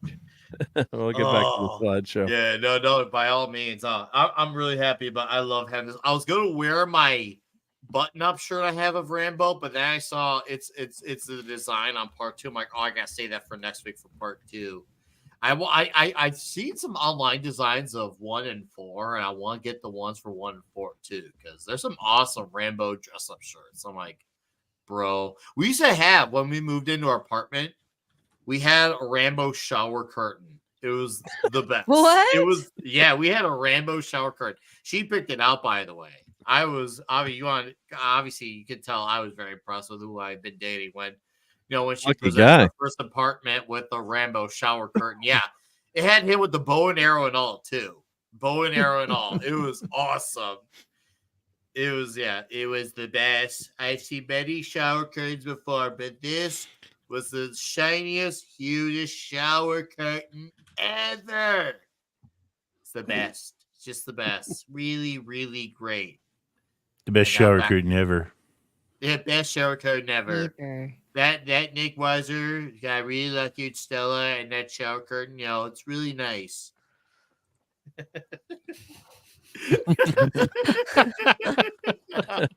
And Dearest for $5 says when Rambo lets the sheriff go, the sheriff's POV, he was emasculated and made very smart. It fueled his need to kill Rambo. You're right, Dearest. You're absolutely right. It made him feel like, oh, wow, this guy could have absolutely killed me, but if anything, he insulted me more by not killing me. And so, yeah, I agree with that standpoint. He should have taken it as a message, though. He straight up should have taken it as a message. And Brian Barth, I'll quickly answer your question. I don't think they jumped the shark. If anything, I feel like they, especially in 2 and 4, I feel like they really solidified his character arc.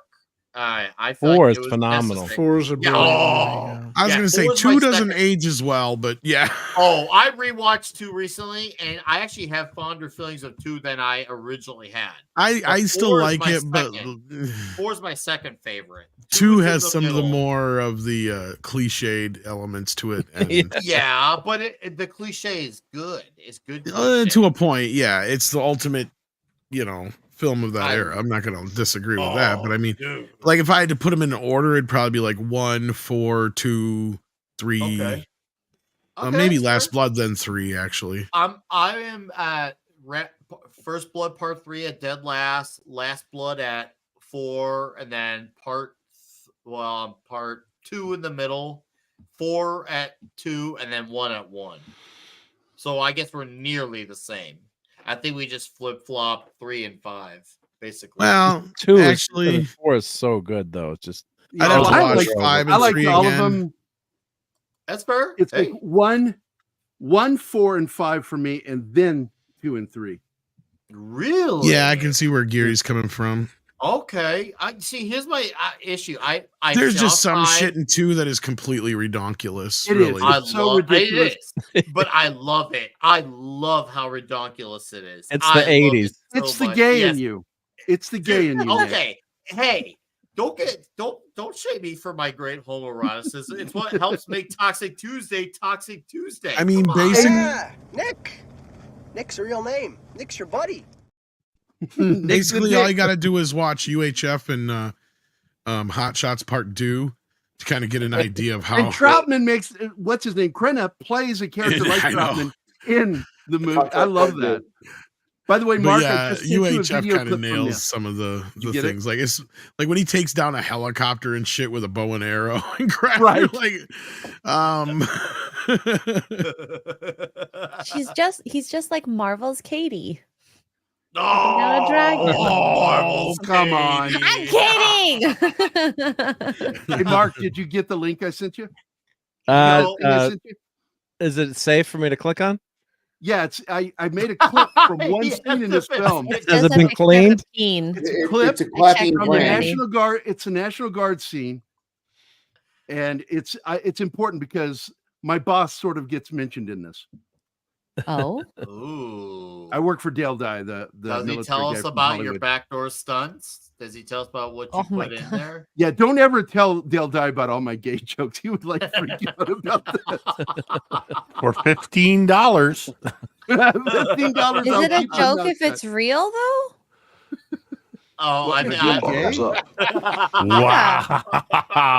Well Actually, played. let me tell you, I had a gay friend of mine said he didn't like all my gay jokes on my shows. And he says, because you're not gay. And I said, prove it. And it really stumped him. He didn't know what to say to that. I said, prove it negative. Did he try to put it up your butt? No. Okay. He's married. So. I was gonna be like, I don't know. Gary does some pretty gay shit. I do a lot of gay shit. It's He true. does. With an H. I'm Gay gay with for an my H. I've seen it. girlfriend. Totally I wish gay. I had. Huge.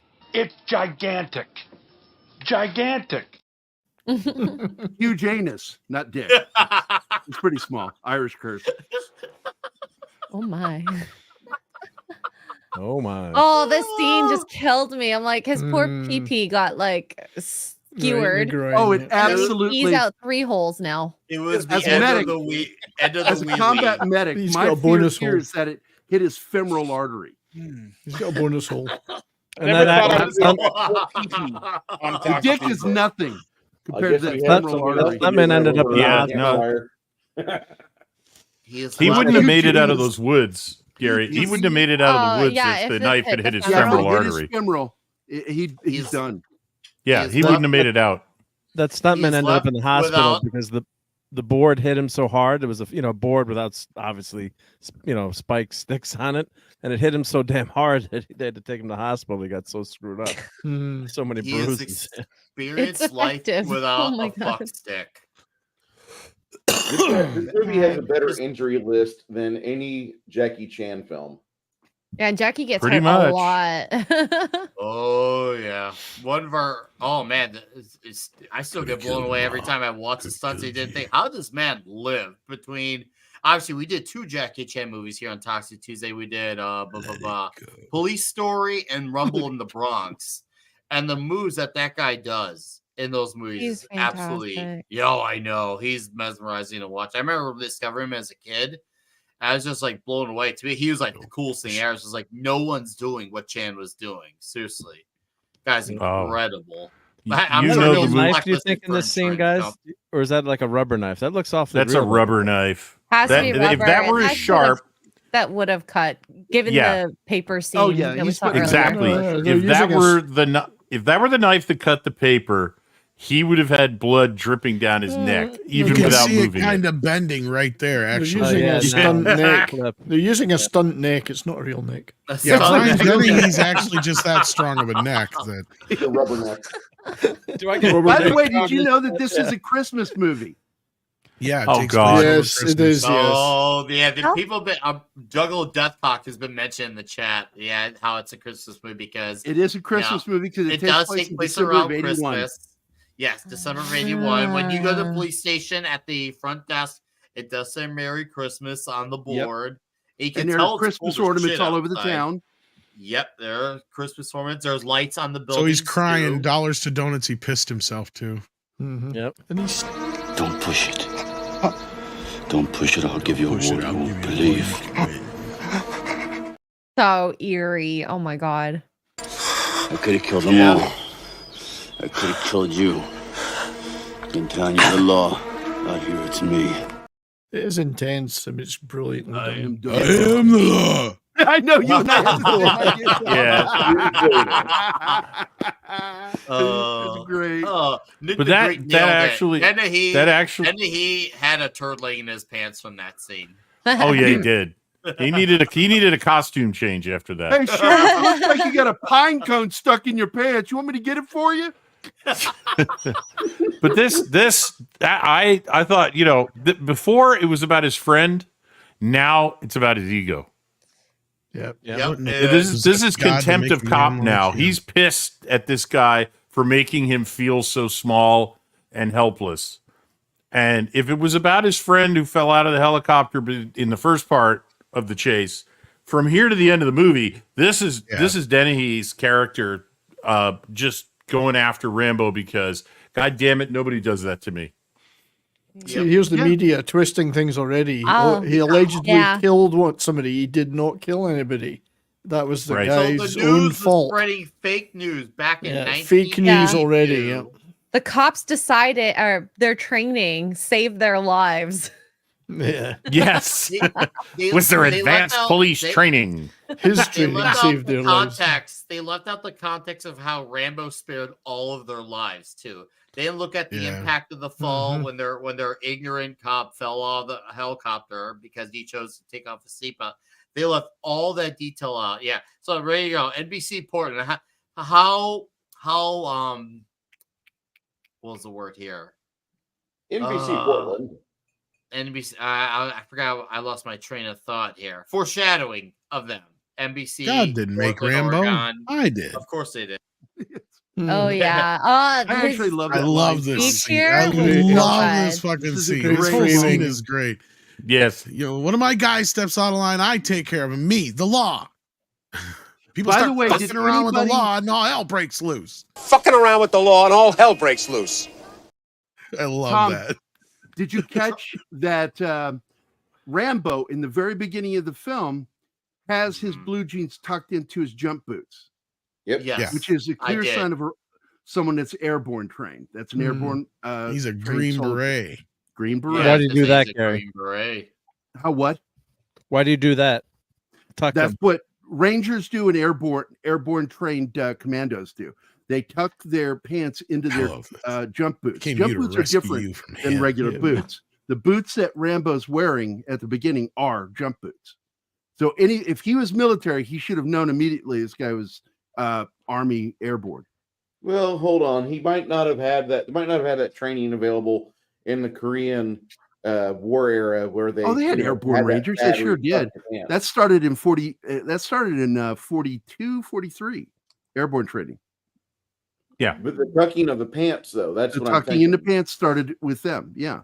The Corcoran jump boots It's what had a was- separate lace to go over the Separate bottom lace. of the trousers. The boots were taller, and it was also a way of showing distinction in uniform. I was just trying to offer some levity because maybe this guy, this Korean war vet, isn't a fucking know-it-all, although he wants to portray himself as.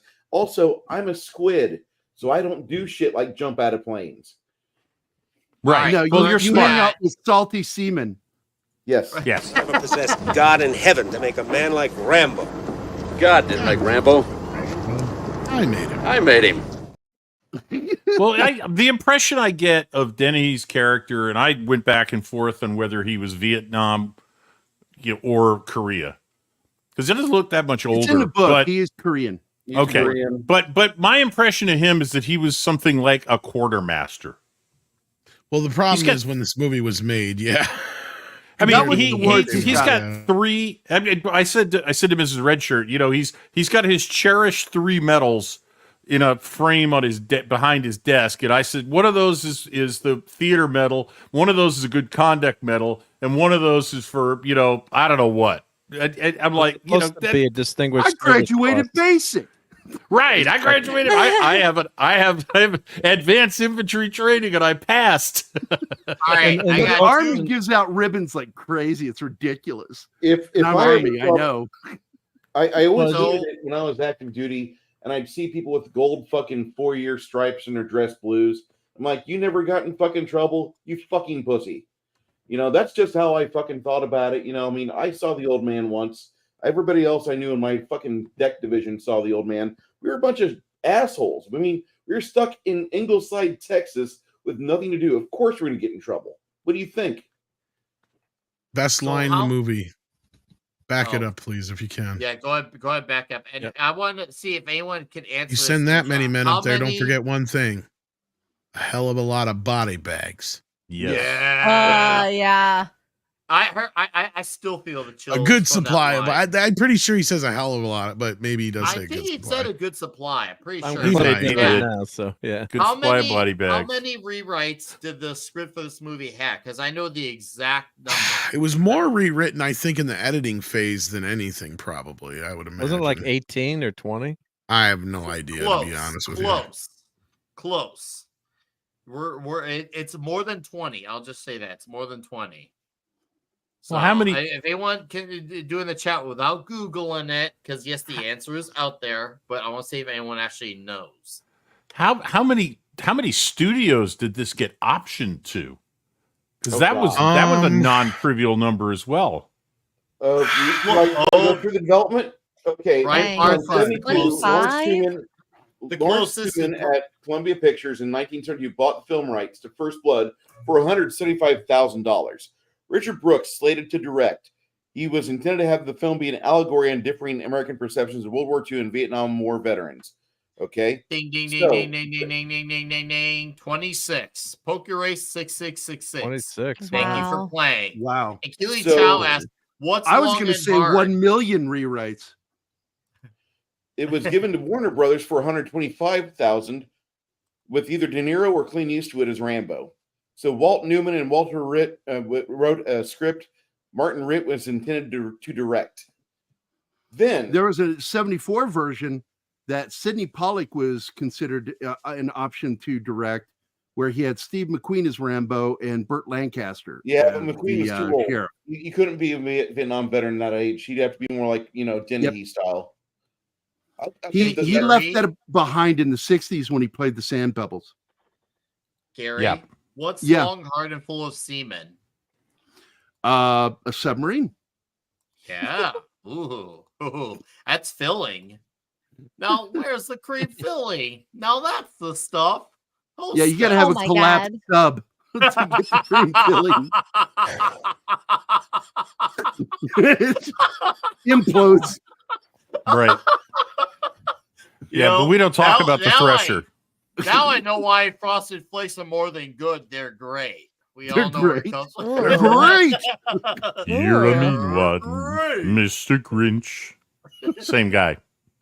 So they Now were I know where filming this in Krispy Kremes 72, come but they from. abandoned it. Earl Ravenscroft. Yep. Uh, Thorny Ravenscroft. Thorny Ravenscroft. I'm sorry. Yes. Oh, sorry. it was 74, Bubba Doom. He wasn't sick yet. All right. Action Com for $5. Thank you, Action Com. So Teasel said he would have done something if Rambo told him about his mistreatment. Do you believe him? What do you mean? No. Told him. No, I'd have to. He's just BSing there. He's BSing in that scene yeah. at that point. Just the steak cover his cop, you ass. think? Better. Honestly, Yeah. he wasn't around with the worst of it, so I don't know if he was aware until that guy told him. I wonder that sometimes, because I know what you guys are saying, because that the other cop comes in and lets him know that, and the only reason he could be right, he could be reacting that way just because the state cop's there at the time, just to put on a show. Otherwise, But he tells him to hose him down, and he knows. There he it's said the gonna name of the happen. film in the movie. He said the name of the film in the movie. that's true. though. First Blood. Yeah. Are you still reading me? I don't think you Yeah, understand. this- I didn't come here to rescue Rambo from you. I came here to rescue you from him. I came here to rescue from him. Oh. there were so many hints of Rambo just being dangerous and even just displaying he's dangerous without saying he's dangerous. He in showed those he's words. I love dangerous. it. I They love that showed too. you how 'Cause dangerous. no and he actually threats. lived up He does. to he lived up to showing and telling, and that's the thing, because they told it in a way it was just like it was kind of like more of like a warning, like we don't want to show you. If we show you, it's gonna be bad. It's one of those rare Yeah. moments where the telling actually works in its favor. But once you actually see, like, holy crap, this Yeah. guy's the real deal. Who allows children to go hunt for a man that is a Green Beret? I'm just saying that's really stupid. You know, I That's don't why you don't think mess he's with my hunting think for he was him. just hunting randomly. I think that kid was just on a random hunt with his dad this and is the grandpa, and it 1970s, just 1980s. backfired. Yeah, This who is knows what? 1970s, 1980s, man. I think this is a product of its time, and I think that some farmhand, some farm guy, rural guy's like, "Hey, they're marshaling up a posse. Boys, get your rifles. We're gonna go out and help them." No, I can see that. I think Deer hunting. I think these guys are deer hunting, and I had the same question Mrs. Redshirt did. That why aren't they wearing orange? Yeah, it's very easy to see them. Yeah, well, it's easier to That was see the when you're early wearing 80s. orange. You Trust didn't me. have that orange shit until the late 80s, early 90s. Okay. Well, Yeah, that they would didn't really explain it. start till And then. no, I Yeah. think they were just Yeah. out hunting, and it was a case of being in the wrong place at the wrong time. Oh, But yeah, in the yeah. book, again, he killed everybody. Yeah. Coming from Wisconsin, this is hunting season, and yeah, that was normal back then. You didn't have the Oh, orange God, shit yeah. coming until like the 80s. Yeah, I didn't wear orange when Like I was remember my dad would like they had like camouflage, like camouflage. They were fucking gear and shit. camouflage. That's right. Yeah, like you shake something, of course you're gonna get fucking shot. Like somebody thinks you're a tree. Like Yeah. Uh, Oh, I mine got to scene. point out here too. Stallone thought his thumb got blown off in this scene. Yep. That's why I clipped it like this. So the squib goes off where it's not supposed to go off, or he puts his hand there, and he didn't want to look down for like a minute. He said it was the worst. afraid It to felt look the down. worst. Ooh. Yeah, so you can see the Holy squib going off shit. right on his Holy hand there. shit. He's just like, Yeah, I that gotta was- commit. I gotta finish the scene. And he Yep. does. He keeps going, right? He doesn't. He didn't want to look. Stallone Good was for getting you. injured on movie sets before Harrison Ford did, before it was trendy for Harrison Ford to get injured on sets. Stallone was just getting hurt left and right, but he's still, man, fucking trooper. Yeah, the but time we were Stallone making keeps Rambo going. 3, Go I ahead, was Tom. gonna say Ford's movies get shut down, not Stallone's. Yeah, Right? Stallone's like, Yeah. we keep going. Wait, shut Harrison my Ford movie breaks a nail and he's like, down. shut down production. No, This next Stallone- part's hilarious. You go up and you go to him. No, you know, Stallone no, you is that- go up. by the time you get to the third film, like he'd be going so hardcore, like he'd go in to get like the nurse to look up, when you get fucked up. They'd like, what is the makeup and what is the real shit? Like, you would know what was what half the time. I Now, just what want we to got point. here is a group of what we call weekend warriors. I was gonna National say, Guard. damn it, that this is the most stereotypical depiction of National Guardsmen. Yeah, you know, and they're reservists. not like this at all. They're no, not. they're not. I've known a couple of them, and these guys are just a bunch of fuckwads. They got shitty haircuts. They're like total civilians, and you can't do that in the military. Even National Guard, you got to have your hair high and tight. Oh, Yep. U.S. Army National Guard. Oh, don't you just broke all our hearts. Oh, That was just mean. You're just being mean now, D-Bud. That's why they had to make 4 more Rocky movies. That's why Rocky 3 in Disguise is a romance movie, because Rocky 4 is a romance movie because he was avenging his lover, his true lover, not Adrian. But Now there's the M72 Law rocket launcher. Yep. Here I'm the law. At first, I didn't think you he. One more for Soldier of Fortune. Soldier of Fortune? Now that's the joke in that is that my boss Dale Dye was at that time the editor-in-chief of Soldier of Fortune magazine. So it's the first time he's ever mentioned in a film. Wow. Gary Keith at the beach just Keith me. Wow. It is. Damn. Thank you, D-Bud Martin. Ah. All right, X-Ray Girl. Do you have any final words on this movie? Your thoughts, and also we would like to hear your rating score on this movie, and also your 2 scores. We do 2 scores here: greatness score and toxic score. I want to hear because I do know you got to go. So the floor is yours for the next minute or 2 or 3. And Okay. give us your war face. Hey. If you ever see me at a gym, I have a very good mean face, but I don't like doing that on purpose. But all good. overall, I like this movie was wonderful. It hit a lot of topics that I think that a lot of people can relate to, even if you're not a vet. With like overcoming pain, loneliness, just trying to live your life being unbothered by the random people like on Twitter, for example. But you know, they do such a good job on the action, pacing, the dialogue when there is like dialogue, and I quite enjoyed it. I'd say like a 9.5 out of 10. Now, I don't know what a toxic score is, so Think of it as how offensive would it be to a modern audience, and the more offensive, the higher the score. well, I mean, it's very offensive to cops, which I think today people don't like cops, so it's not very offensive, I guess. Maybe like a 3 for offensive. Maybe there's not enough diversity here, but who knows? Women. There's not even any women in it. There's no women in this movie. Holy crap, but you're right. That definitely should bump the. There's no women in yeah, there. so I'd That say would like bump a the- 6, maybe. There you go. That just up the score right there. That It's just all upped the toxic score. white males, but because you know Now you're they getting have it. cops in a bad light, you know. Now you're getting it. Yeah. Oh, the rat scene was just creepy, great, and X-ray girl, you want to know something interesting? The actual cave they shot that in was infested with bats. But they chose to make it rats. So they had to paint the damn things brown. They were white rats. They were white All rats. right. Oh my They God. painted them brown for the Wow. movie. Oh, there actually were women in the movie though, but this At the scene police was cut. station. In ah, All right, X-Ray Girl, Oh, thank you my God, for I'm being so big. here. She's embiggened. Thank you for being here. I do know Thank you got to go, but appreciate your time for coming up and joining us. Dudes Yes. on Toxic Tuesday. And And I'm glad Comics you're is able to here catch too. First Blood. Yeah, Comics. He's on mine right here. I even got the Critical Doggo recently. Love too, so, it. Yeah. But seriously, Hey. thank you for being here. Have Thank a you great for night. inviting me. And yeah, the pleasure is X-ray mine. girl, can you put your Twitter handle on here? Because I don't know if I follow you. X-ray girl _.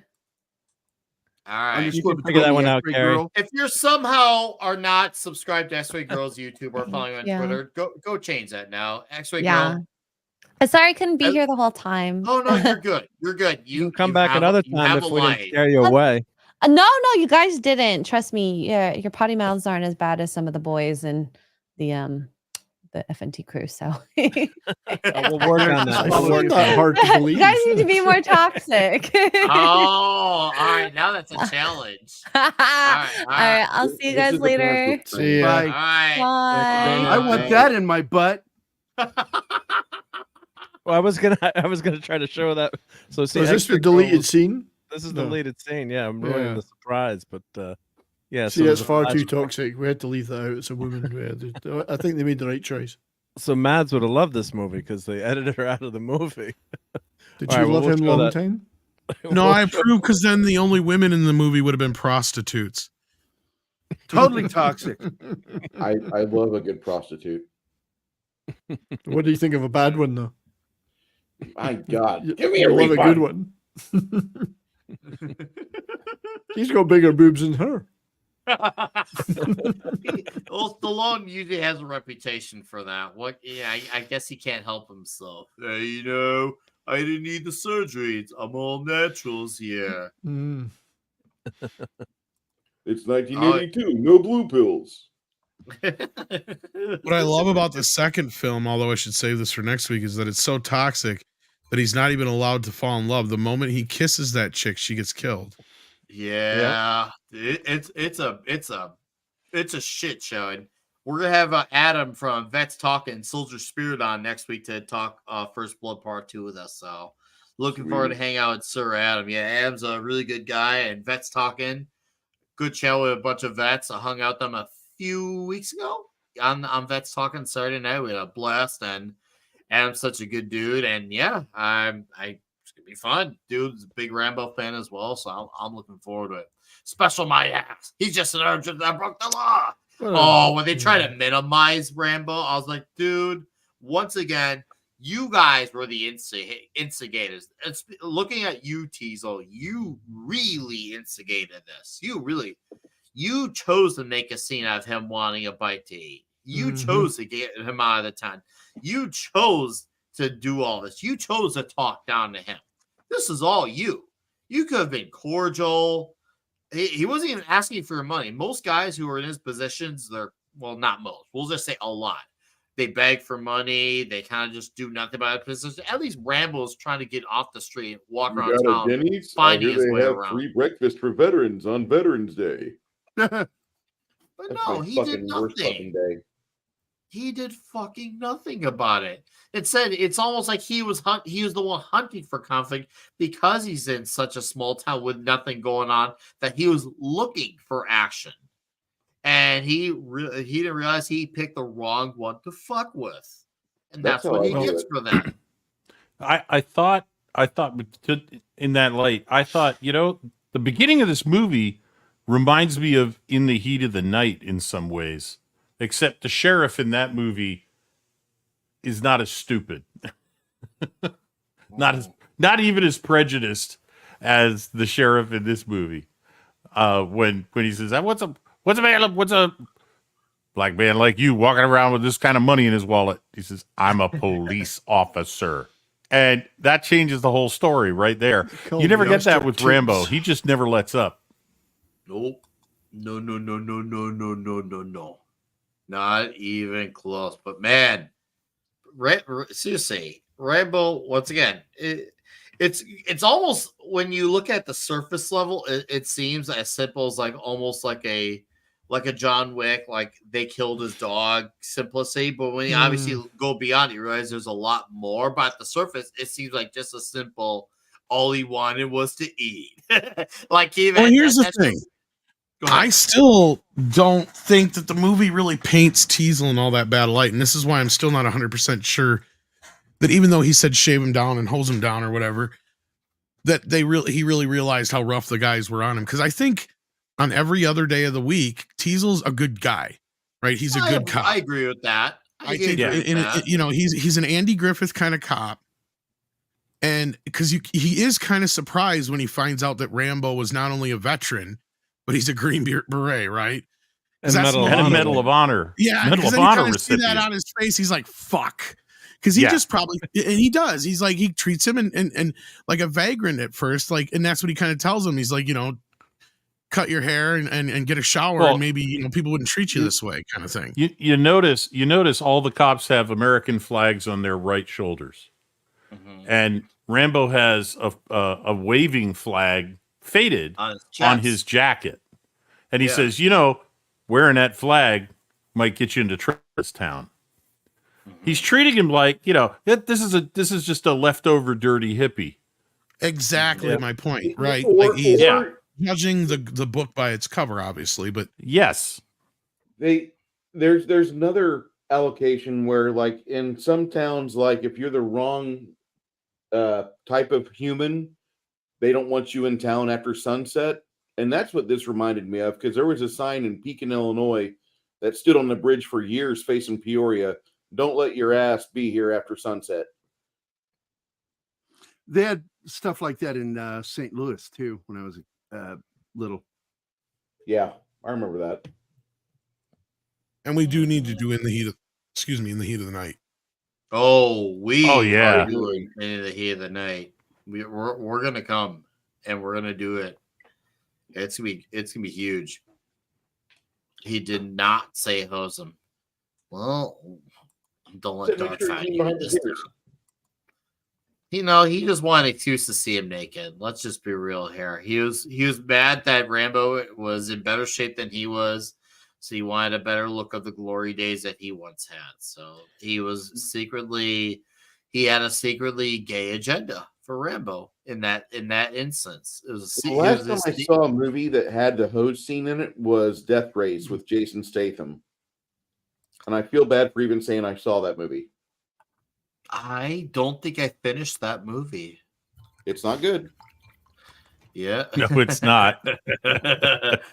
None of them are good. It's just, who's in the original? Sylvester Stallone. Yep. Yeah. And David Carradine. And now Stallone and Statham are buddy. And I know actually they're Stallone. I gotta look into the details again, but Stallone picked up one of Chuck Dixon's stories that him and Statham are gonna make a movie based on. I can't remember what it was called. So I thought that's It was cool. based off of his Cade books. His which books? Cade. I forget the guy's first name, but he's a Rambo-like character. Okay. Hey. How's that spelled, Gary? Cade, I think.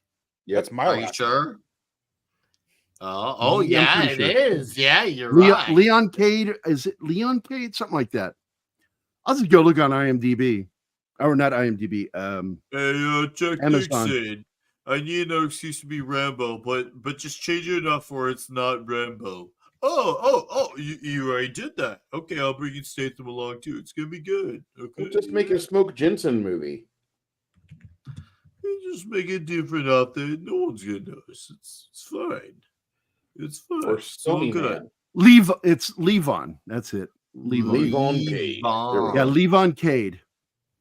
But what the hell? You're a civilian. Well, the And thing is, Stallone fell in love with the books, so he's like wanting to turn them into films.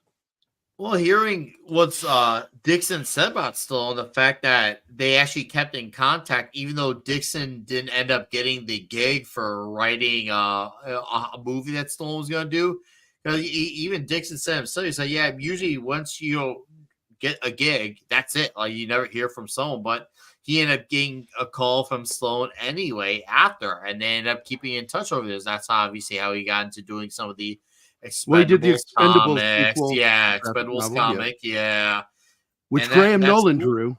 Yeah, which Graham Nolan drew. And it's cool that they've kept in touch over the years like that. It's awesome to know that, Stallone is cool as, good old comic book veteran. It's awesome to see. So he knows that guys like the comics. So these guys got to keep the grounds covered. And I know he had the Expendables Goes to Hell made because he said Hollywood wouldn't let him make that story. He said, all right, fuck it. We'll put it on in another format. So that's why the Expendables Go to Hell is a comic book. Hollywood said, Well, in that last we just went through here, that kind of set up the ending, right? Yep. Because Teasel's talking about missing out on his chance, but he asks, he asks Troutman, what would you do if you see him face to face? Would you do what needed to be done, or would you give him a big old kiss? Which, I mean, he's being sarcastic, but at the end of the day, that's the two options, right? Do you kill him, or do you embrace him and accept the fact that you created this monster? But he also had a point about the whole "I will know what I do until I see him." I mean, that makes sense because you can easily I know, say, and that's what when I perfectly see set him, the end, right? It was perfect. It really Right. was perfect because you could say, "Oh man, when I see him, I'm gonna smack him," but then you realize all of a sudden you see like, "Oh man, now all of a sudden the memories we had with him come back to you." Right? I can't just do that to him. A lot of it's like Troutman realizing I created this mess. And now I am this surrogate father figure to this guy. Because I'm all he has. Accidents happen. You said so sorry, but that's Stallone said he wished this line wasn't in the movie. He would take this line This is out. probably a I leftover think from it's the funny shit, because that Yeah. sounds just like some of that goofy kind of action Yeah, I love oriented it. dialogue. He said I it was full love of like this what you would line. call like he said corny dialogue, but I would imagine it'd be like Schwarzenegger dialogue. Yeah, it's basically. Yeah. It's one liner. movie. Don't look at me, look at the road. That's how accidents happen. And they got their Little start from logic. Roger Moore. Easy rider, I'm Easy Walker. It other was thing- Richard Meyer. It was Richard Meyer who did that story with Chuck Dixon. Yeah, that was Richard Meyer. The other thing I want to mention too, that scene with Troutman, what was interesting in the author and some of the special features, they're talking about, he might be inferring here's how you can take Rambo out. Maybe he's out of control, like Thomas said, and there's a slight inference in the script had some lines removed that he was basically telling the cop, here's Teasel, here's how you can take him out if you want to take him out, and the edits made it seem less obvious, but he realizes Rambo's gone over the top too. Do I have to disagree with everyone on the panel and say I don't think this line was a bad line at all? I like it. I think it's worth having. I There's thought nothing it was wrong with okay. having I one actually- funny Well, line. it shows I he's not disagree. lost. I think there was a script that was full of one-liners that they shot a lot of, though, that I can see being a leftover. Yeah, sorry. It might be a leftover, but this guy, it looks like he's about ready to panic, and he's driving. Yep, he looks like. And he's got a Rambo's shit trying with to talk him down off a ledge and say, "Calm down, keep driving." And I think that's where the line works, because it's like, it's silly. It'll distract the guy from the fact that there's this massive knife being held to my neck. Make And I'm him going to less throw you out of afraid the of truck in a dying, second. less afraid he's just going to be slaughtered straight away. You know, it's Right. He's just thinking he's going to be killed right now. And It's like, the no, thing keep is driving. that Keep he your was eyes on the just road. told that 60's in the back. So Stallone has everything to gain by not being violent. Right. He can be threatening. Christmas tree. He doesn't have to deliver. Facts. No, man, for real. Oh. Plus, the Still guy the was driver scared of that knife. shitless. Oh, he knows how to ride that. Oh, Christmas tree, I'm gonna blow you up like Rambo 3. Oh, accept the fact that you're dealing with an expert in guerrilla warfare. With a man who's the best. With guns, with knives, with his bare hands. You know, I think Shatner should have read that line. A man who's been trained to ignore pain, ignore weather, to live off the land, to eat things that'll make a billy goat puke. And it could Charlton kill you. is with kind just, of a poor man's Shatner, actually. If Right? you think about it, I mean, Shatner could have been great in this role. Yeah. I mean, he could have pulled it off. He's perfect age at the time too for it. But yeah, sorry, you were going to say something. You want a war you can't win? Are you telling me that 200 men against your boy is a no-win situation for us? You send that many, don't forget one thing. What? A good supply of body Supply bags. of body bags. Sorry, what were you saying, Brian? Sly and Tango. Doesn't matter. It was a joke, and it's too late now. I'm sorry, Rambo's- brother. Rambo's a pussy. I love that line. Tango and Cash. That was one of our very first Toxic Tuesdays ever. I think it was what episode 10 or something. I can't remember. Wow, that was a while ago. That's crazy to think about. I think that was the first one we had Tom on. I think that was the first one we ever had Tom on. Was the Talk Tango and Cash? That's got to be close to 2 years ago, Nick. Holy shit! I gotta look. You sure it was Tango and Cash was my first episode? What was your first episode you remember, Tom? I think it's either Beverly Hills Cop or one of the Rockies, but I'm not sure. But Oh, Tango and you Cash is definitely no before longer on Rocky YouTube. But because, yeah, I remember that one got super hit hard with the copyright claims. Oh man, I just gotta look up on my own site because I still have it up for under. Is it on It Rumble? didn't get, you know, it may have streamed over to Rumble. I don't know, but I'm going to. We should right upload it now. to Rumble then. I should. I really should. Maybe you should upload it to Odyssey. We can stream porn on Odyssey. I think these things are automatically defaulted to Odyssey. The problem is I haven't used Odyssey in over like a year. I probably should get serious about using Odyssey again. I should at the very minimum consider it. I think it would definitely be very helpful because there are people who do like to use Odyssey. I do want to get serious with Rumble though, because with Rumble you can be more extensive with the clips, and maybe we can have like a first hour. Maybe you could do more of like a speed rush version of the slideshow, and then the second hour go through actual clips. Do a deep dive. Yes, we could do a deep dive in a very different way that we don't usually get to do. So I don't know what your guys' thoughts are, but I'm thinking maybe something like that would be very beneficial for the good of the show per se. I think that'd be very extensive. Okay, I'm looking here. I'm looking for Tango and Cash. I'm almost there, and it's just really. Almost there. I'm almost done. I'm almost done coming. Wow. So that would have been Roadhouse 7/6/2021. Tango and Cash. Wow. So we're almost 2.5 years. Jeez. Almost 3 years ago. That's Yeah, you incredible. gotta. Wow, man, guys, this show's going. God, I remember when Mark and Dustin got involved, and then 70's like, I'm gonna come. I'm like, okay, well, let me know when you want to. 3 And then a years, few jeez. weeks later, he did come, and he's been here coming since. It's been great. And then we had Tom in. They got Gary in through the back door. Well, the first Nick wake down Dustin what I in do. the 70s. Yeah. That's that's nuts. Shout out to the way down. I don't know if he's out there still listening. But dude, shout out. That was a really good dude. I miss that guy. Wake Down was awesome. I remember he had his channel nuke. That was such a bummer to see because I think it was at like I think I was at like 400 or 500 subs at the time when that happened. I was like, no. He had a good channel too and everything. I really liked this channel. Yes, it was a back in the day moment. Just love the fact he destroys this town, and it gives them something to talk about for decades afterwards. Because nothing else would ever happen there. You know, by the way, Dairy Queen.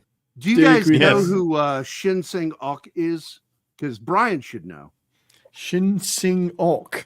He was that South Korean film director that was kidnapped by Kim Jong-il. Oh, to make the kaiju film and then other films. They made that North Korean kaiju movie. Yeah, that's right. Well, he in an interview years later, after he escaped, he said that this movie, First Blood, was Kim Jong-il's favorite movie. This movie did very well in Asia too, in terms of the foreign market. I think it was the biggest movie in China until very recently. I wonder what he liked about it most. Well, it's Kim Jong-il didn't understand fiction. And I think that's part of it, that he thought it was really cool that this soldier was killing Americans or something. I don't know. I took it literally. Yeah. But he's one of those people that didn't understand film was fiction. He was weird. He was weird. Clear out well you can. It runs in the family. Yes. Yeah. Yep. I just found it right now. Toxic Tuesday. It was episode 6. Tango and Cash was my only episode that's completely blocked from YouTube. Jeez. Completely blocked. Damn. Yeah. I think I gotta look up and see if it's on Rumble. But sounds like we need to do it again. Too much toxic masculinity on it, obviously. The Toxic Tuesday revisited. When the soap was dropped. I'll bring the pickle. Maybe the chat could be the decider on if we should ever do a revisited version of some of these. Maybe Pinochet's helicopter $2 says Marvin Hemure did way more damage than Rambo did. Ooh, Saint Hemure. Ooh, Hemure. Sounds. I don't know if that's how you pronounce it or not, but I love him. I love Marvin. Thank you for the $2, sir. Like he says, this is my town. Well, it's less of a town than it was 10 minutes ago. Yeah, I was gonna say. Yes, substantial parts of it are on fire. And this is, even though, okay, I know Teasel isn't an all-around bad guy. He's not even, but the thing is, this is what happened when he let his ego get to him. Rather than just call it off and stay in his lane, he just continues to escalate the match against Rambo. That was the Christmas tree. Personally, and look at everything that got damaged because of his bruised ego. Because he had to let the whole town suffer the effects, because basically he got butt hurt. They got humbled by a Green Beret. It's like, at least you got humbled by this guy, not some like soy boy loser. But no, right. Like I can at least live with Red. It's like, okay, I had no chance against this guy if my life depends on it. Soy boy, okay, I should be able to nail this guy in a few seconds. And that would be the real shame. At least with Rambo, like, okay, well, this guy could take on 100 guys. That's not the worst thing to live under the shame of. It's really not. There's a toxic thing. There's a cigarette advert in the movie. Also, a U.S. Army recruiting billboard too. Oh, Alka-Seltzer, that's where you can get your sandwiches. That's where he was headed. This is where he fires the giant mailbox gun. He's a big gun in his pocket. Mm-hmm. The outpost. I do love the way he knocks everything down around Teasel's building. He also was like, wow, that's some Batman level shit, but with a gun. He's like, I'm gonna make sure I set this guy up for failure. I was like, dude, he knows. So he's making sure this guy can't see, that he can't see from right under him, that he's just going to go for him and sneak right up under him. Literally, what is obviously it's exactly what he does. As somebody in the chat is saying, the movie could have ended if there was a subway in that town. If they just opened a diner on the edge of town, or even just a gas station with some sandwiches, this would never have happened. Right on the edge of town, it would have been as you're coming in. But no, they had to have everything in the town. It could have ended. There was a subway in the town. Also, maybe Teasel had like a cell phone too. He could call Teasel, heard out his voice. He has some serious foreplay, dude. Well, hey, technically Rambo did lube him up. If you think about it, he teased him with where he was shooting areas, so he let him know he was going in deep into the building where he was going to go all the way in to shoot. He threatened him with penetration. Yeah. God Long, damn. deep, and hard.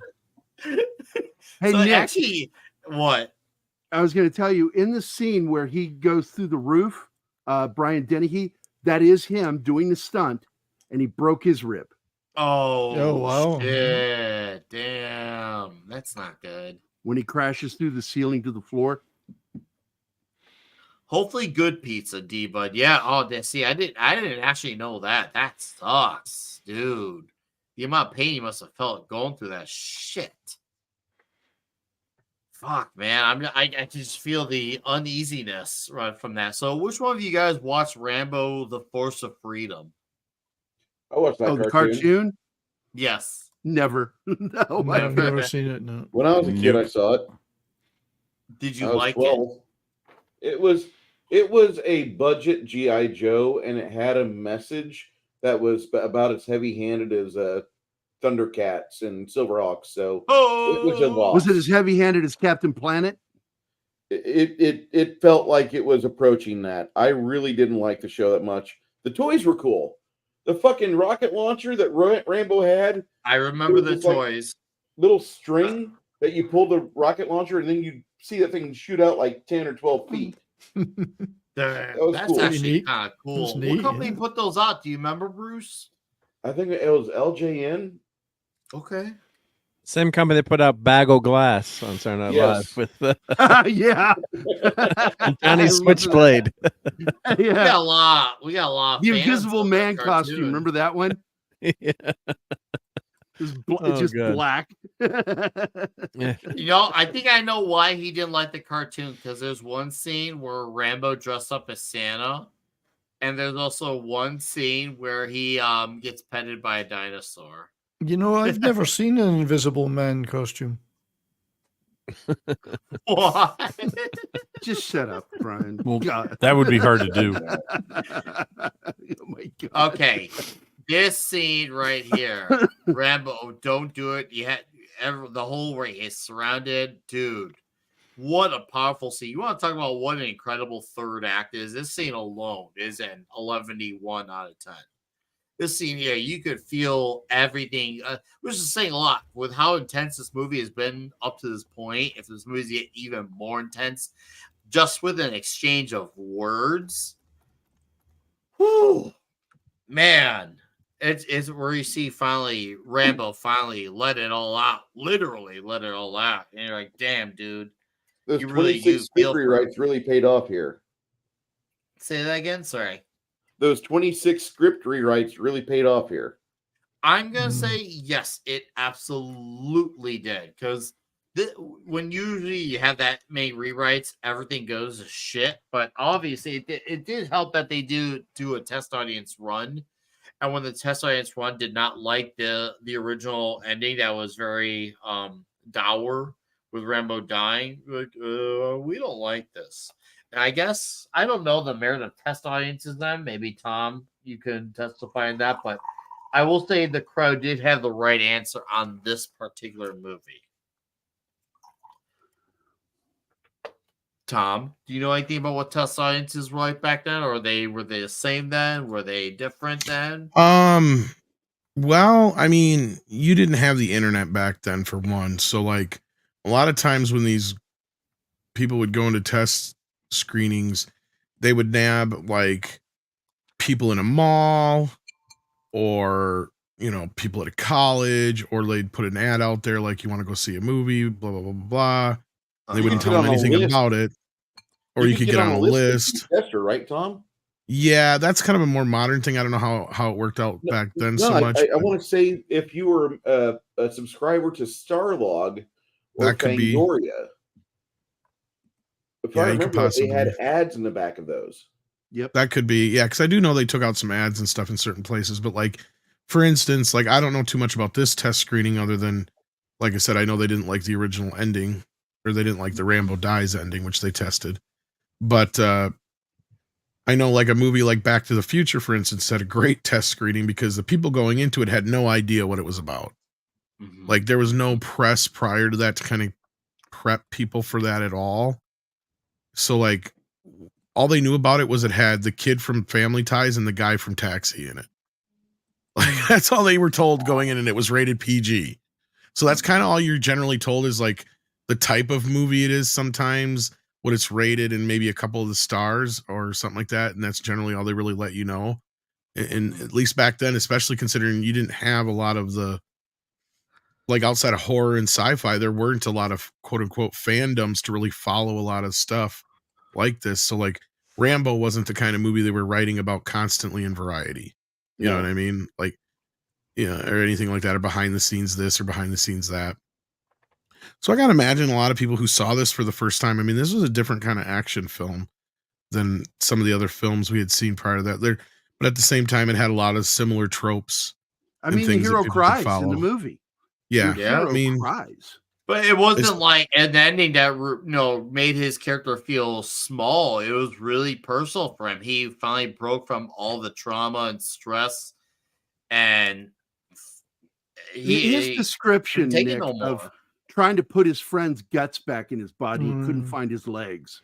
Yeah, but that's a scary thought. And well, this is the shit that should have won an Oscar. Here, Matthew's comment right here. Rambo spoke for every Vietnam veteran with the speech so far. See, okay, so even though I have family who were vets, I obviously never did time of service, but I can imagine what it was like for all those guys who were in there doing this. Like even for me, it hit home just saying this. Right? Jesus, well, this is what I know deep. what I know from my relatives is that they couldn't talk about it because nobody would understand them.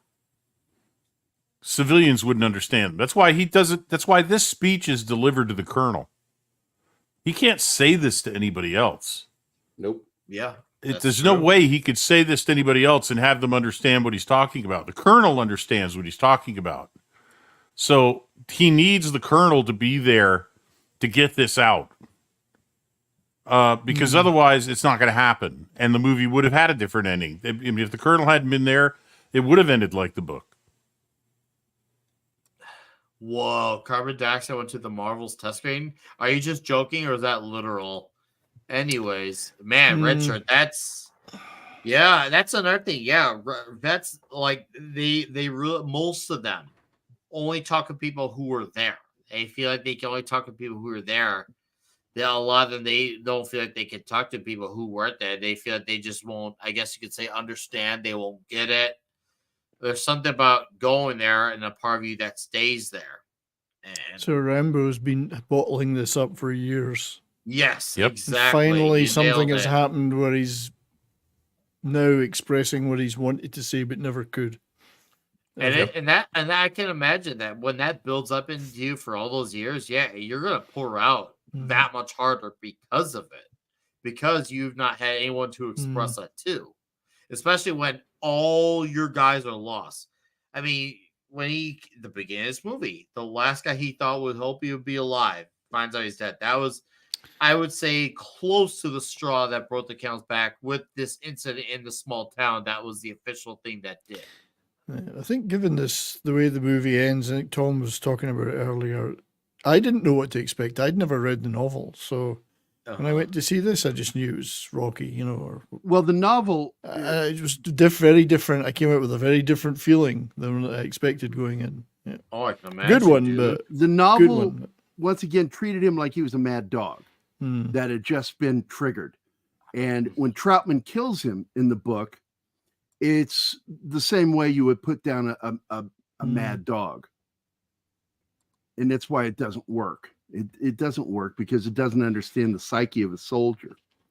And of course, being written by a college professor who is analyzing other veterans, what are you going to expect? It's sort of like a virgin writing about sex. Wow. As funny as that was, Gary, that is actually a really valid point. I use that analogy all the time for people, like Hollywood people wanting to write what soldiers think. I've even I teased Chuck Dixon one day. I said, how do you get into the mind of a soldier? Yep. Chuck's like, shut up.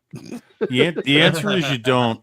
One of my favorite historians, military historians, who taught it at Sandhurst, would preface any remarks he made to a collection of veterans with, "I have never served, so I do not understand in my gut and in my heart what you've been through. I study it and I write about it, and I want to understand." Because that's what I do. I write military history, but I will not pretend to know what you know. Yeah. And I thought that was great. I thought that was a perfectly respectful way of saying, I want to understand what you've been through, but I don't want you to think that I get it the way you get it. Well, even there are a after few you told me. authors. Richard, there's two authors that I can think of just off the top of my head that kind of blew my mind, that really knew how to get into the soldier's mind. One is Stephen Ambrose, who wrote Band of Brothers. Yep. Because he was a conscientious objector and refused to serve in the military. And he got a deferment, so he didn't serve. But he wrote one of the best books from a soldier's perspective of one of the greatest units that ever served in the U.S. military, the 101st Airborne. Yep. During World War II. The other guy, I forget his name, that wrote the Civil War book, Red Badge of Courage, that he would go visit and do readings at old military veteran homes and would read to these veterans, and they swore up and down that the only person that could write that way was someone who saw it. Oh, I believe it. But he didn't serve a damn day. Never served a day, but he understood it. You'll get that. Every once in a while, you'll get these guys that understand it. John Milius is one of those guys. Have you ever read anything by John Keegan? Yes. That's the one I was referring to. Good. British really historian. Good stuff. Yes, British historian. Very accurate in his depiction and also in his understanding of combat. Yeah. All right. That's why this movie is such a serious. Well, these are the deleted scenes again. We'll go ahead and go through them. Yeah. Oh, we had a disco scene. Awesome. Well, this is a flashback in the cave. We'd started to show it, but we'll roll through it as we. This is the only we woman talk in about the the movie. movie. Is that a Jello mold? What is that? I'm going to acknowledge these jukebox. two super chats. As you're super going chats. along. Let's grab those. Yep. Action Com for $5 says the movie ended like the Vietnam War did. The soldiers were told your mission is over, and just like that, it was over. Great no analogy. resolution. It is. It's a great analogy. And then I like Action that. Com again for another $2. Thank you for your insane amount of super chats today, Action Com. Very generous.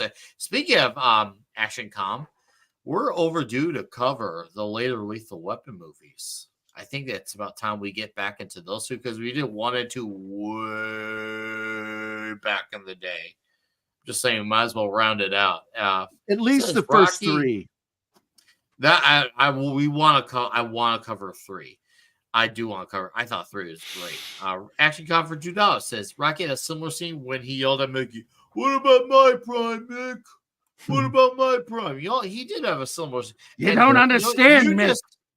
Rock, you don't understand. Thank you, Action Com, for mentioning it, because that's something that we have mentioned throughout many of our Toxic Tuesdays. When talking slow movies, Stallone has great scenes in movies that get overshadowed by all his action. We love the action. I'm a big fan of the action. I talk about it all the time and straight up endorse of it. But man, it's insanely He's a unfair. very good writer. Thank you. Great writer. He knows how to direct. He knows how to tell a story. He understands like the purpose of keeping a story together with continuity. He knows how to bring in great performances. He never gets that proper respect in that regard. Ever. And that's really weird because it's like, yeah, he should be regarded as one of the best action heroes. But hey, look at all these other things he's capable of. Yeah, sadly, it's not going to ever happen. Probably. Tom, you got to go. We'll let you. We'll just let you go, man. You go ahead and lay out your final. If you want to score, great. If not, you don't have to. I know you say. Oh, I'll do a score definitely.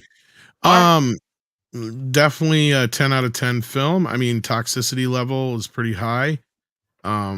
Considering there's no women in the actual final cut.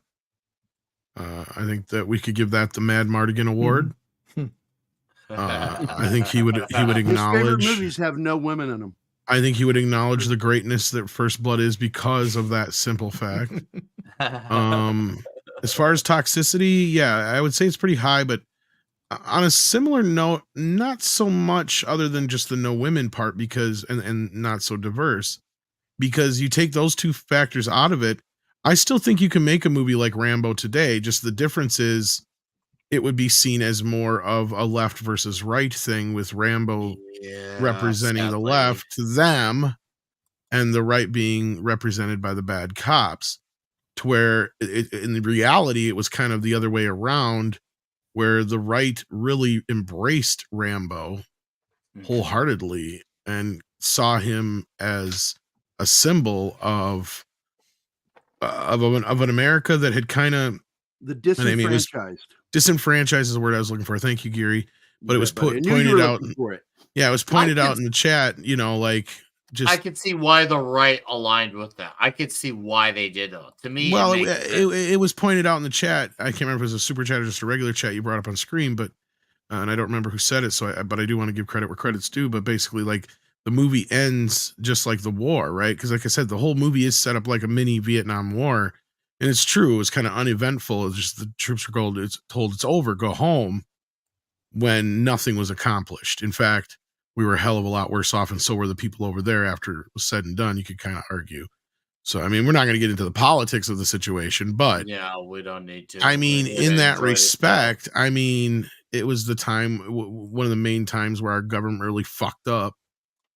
And it's something that goes all the way back to the killing of JFK and beyond that. So, like, yeah, it's still a touchy subject to this day in America.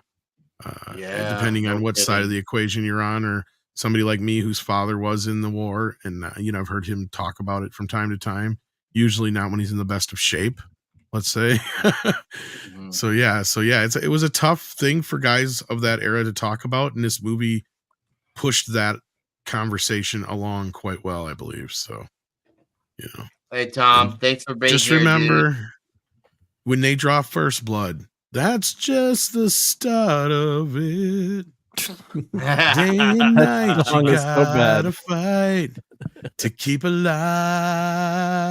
Sometimes when we touch. Hey, dude. Hey, have a good night, man. Thanks for being here, sir. Keep on singing your face off. Door, I tell you. But I want it in the back door, Tom. You could use a friend.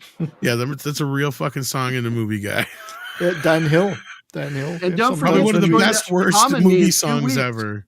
It's catchy. Stop. It's catchy. But it's got the worst lyrics ever. It's I don't care.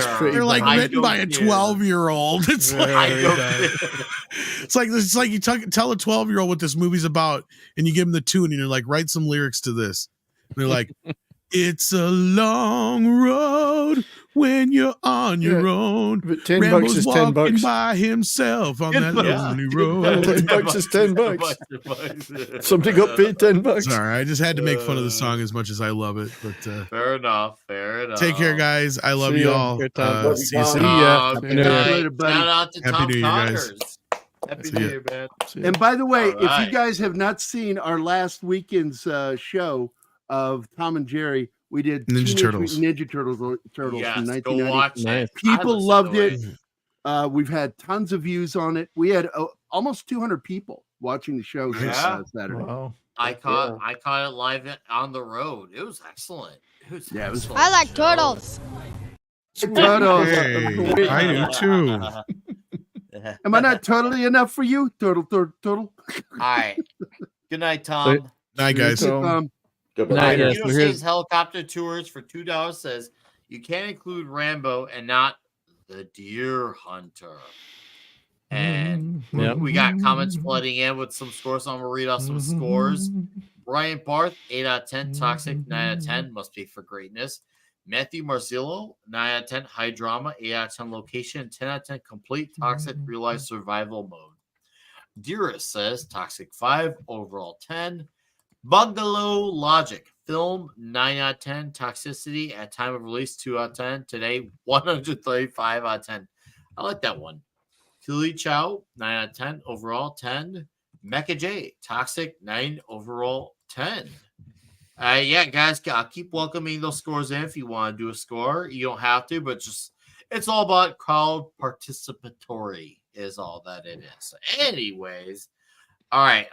We'll as this is going on, we'll let these gentlemen sign off with the thoughts. Yeah, well, We'll let- this is the this is the alternative ending, just so people know. Yeah, just Oh yeah, where Trotman kills Rambo. Yes. Oh, does he? I thought Rambo took his gun and killed him. Yeah, Rambo himself. grabs the gun, and yeah, Yes. you're right. 70s, yeah. But he's his holding it. gun. Conquest. How's it going, Conquest? Come on. One of the Gilded Kings. What's up, Conquest? Nice to see you here, man. Thanks for dropping in. All right. Well, Bruce, why don't you tell us your thoughts on this movie?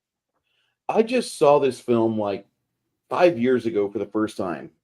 Didn't really get into the Rambo, Chuck Norris, Canon Films thing till about maybe 3 years ago when I started realizing that people that I liked in other movies were dying, and I'm like, let me study some stuff before all of these great actors are gone. Stumbled onto Rambo films, went through them individually, piece by piece, and the first movie just completely blew me away.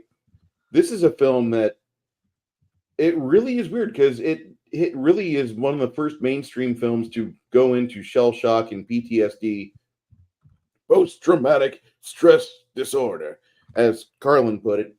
And it really highlighted so many flaws at the time in common thinking, and it does a good service just for bringing that to the fore.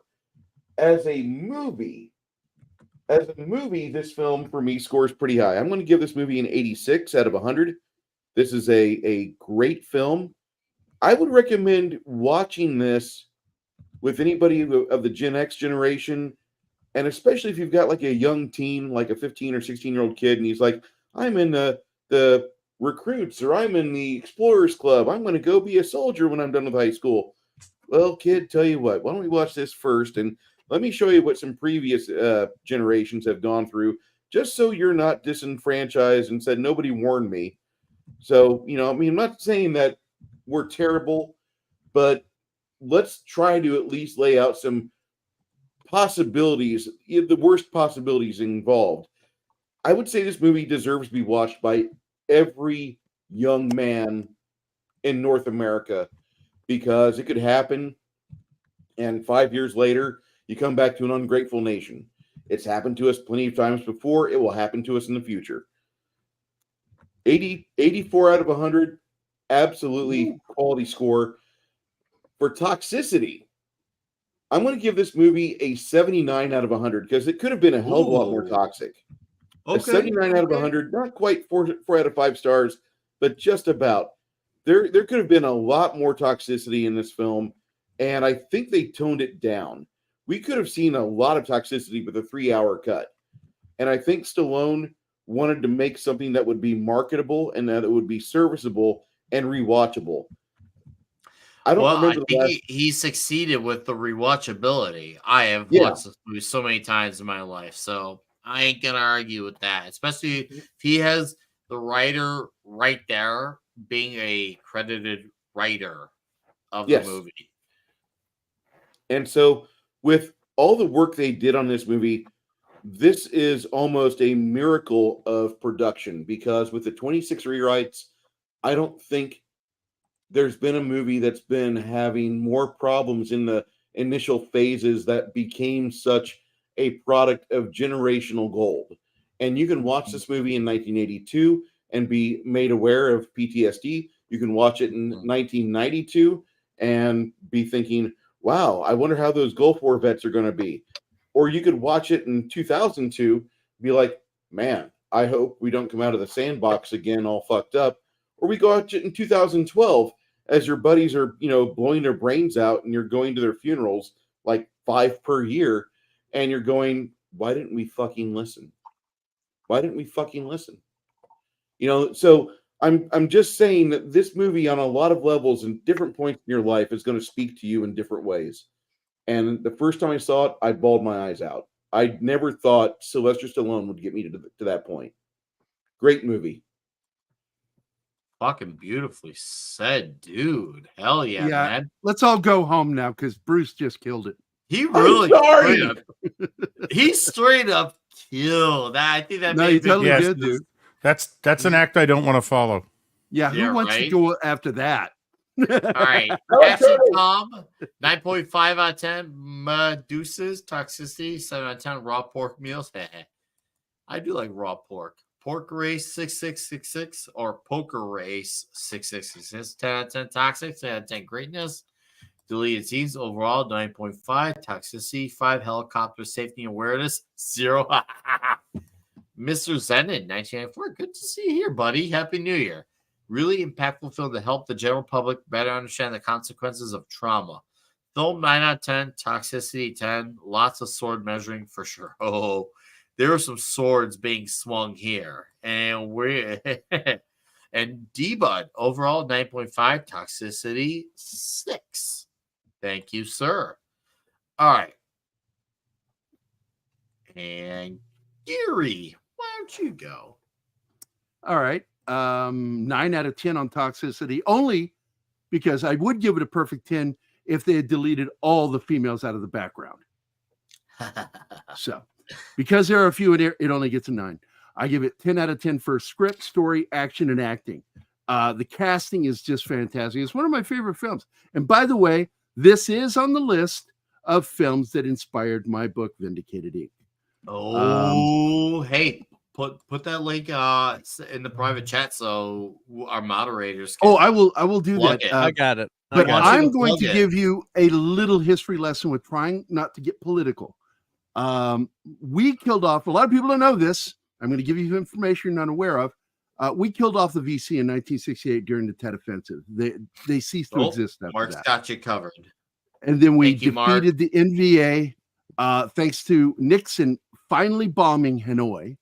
We forced North Vietnam to the Paris peace talks, which they happily, merrily signed the treaty. And all we had to do at this point, the war was over. All we had to do was enforce the treaty. But then the United States Congress defunded the war and we withdrew from Vietnam. And at that point, over 2 million citizens were killed by communists like the Khmer Rouge. Yeah, I knew some people, kids in my class were refugees from Vietnam, and also people that worked for a company talking about how horrific Vietnam was after the war, and they had families stuck there, and just thousands or millions of people murdered. And it was but I will say this: that regime, Khmer Rouge, was so horrifying. Even the North Vietnamese were like, we got to kill these guys. And they did. They killed the Khmer Rouge and murdered them all. They invaded Cambodia in order to topple the Khmer Rouge. Yeah, they're like, look, we're communists. You guys are scary as fuck. Yeah. We don't want you as neighbors. Go away. Exactly. Gerry, I just saw that you hit over 2K on your book. I just say congratulations on that. It's stalled during Christmas, and it's I'm hoping to pick up. I'm going to be on Culture Casino on Friday and a few other shows coming up.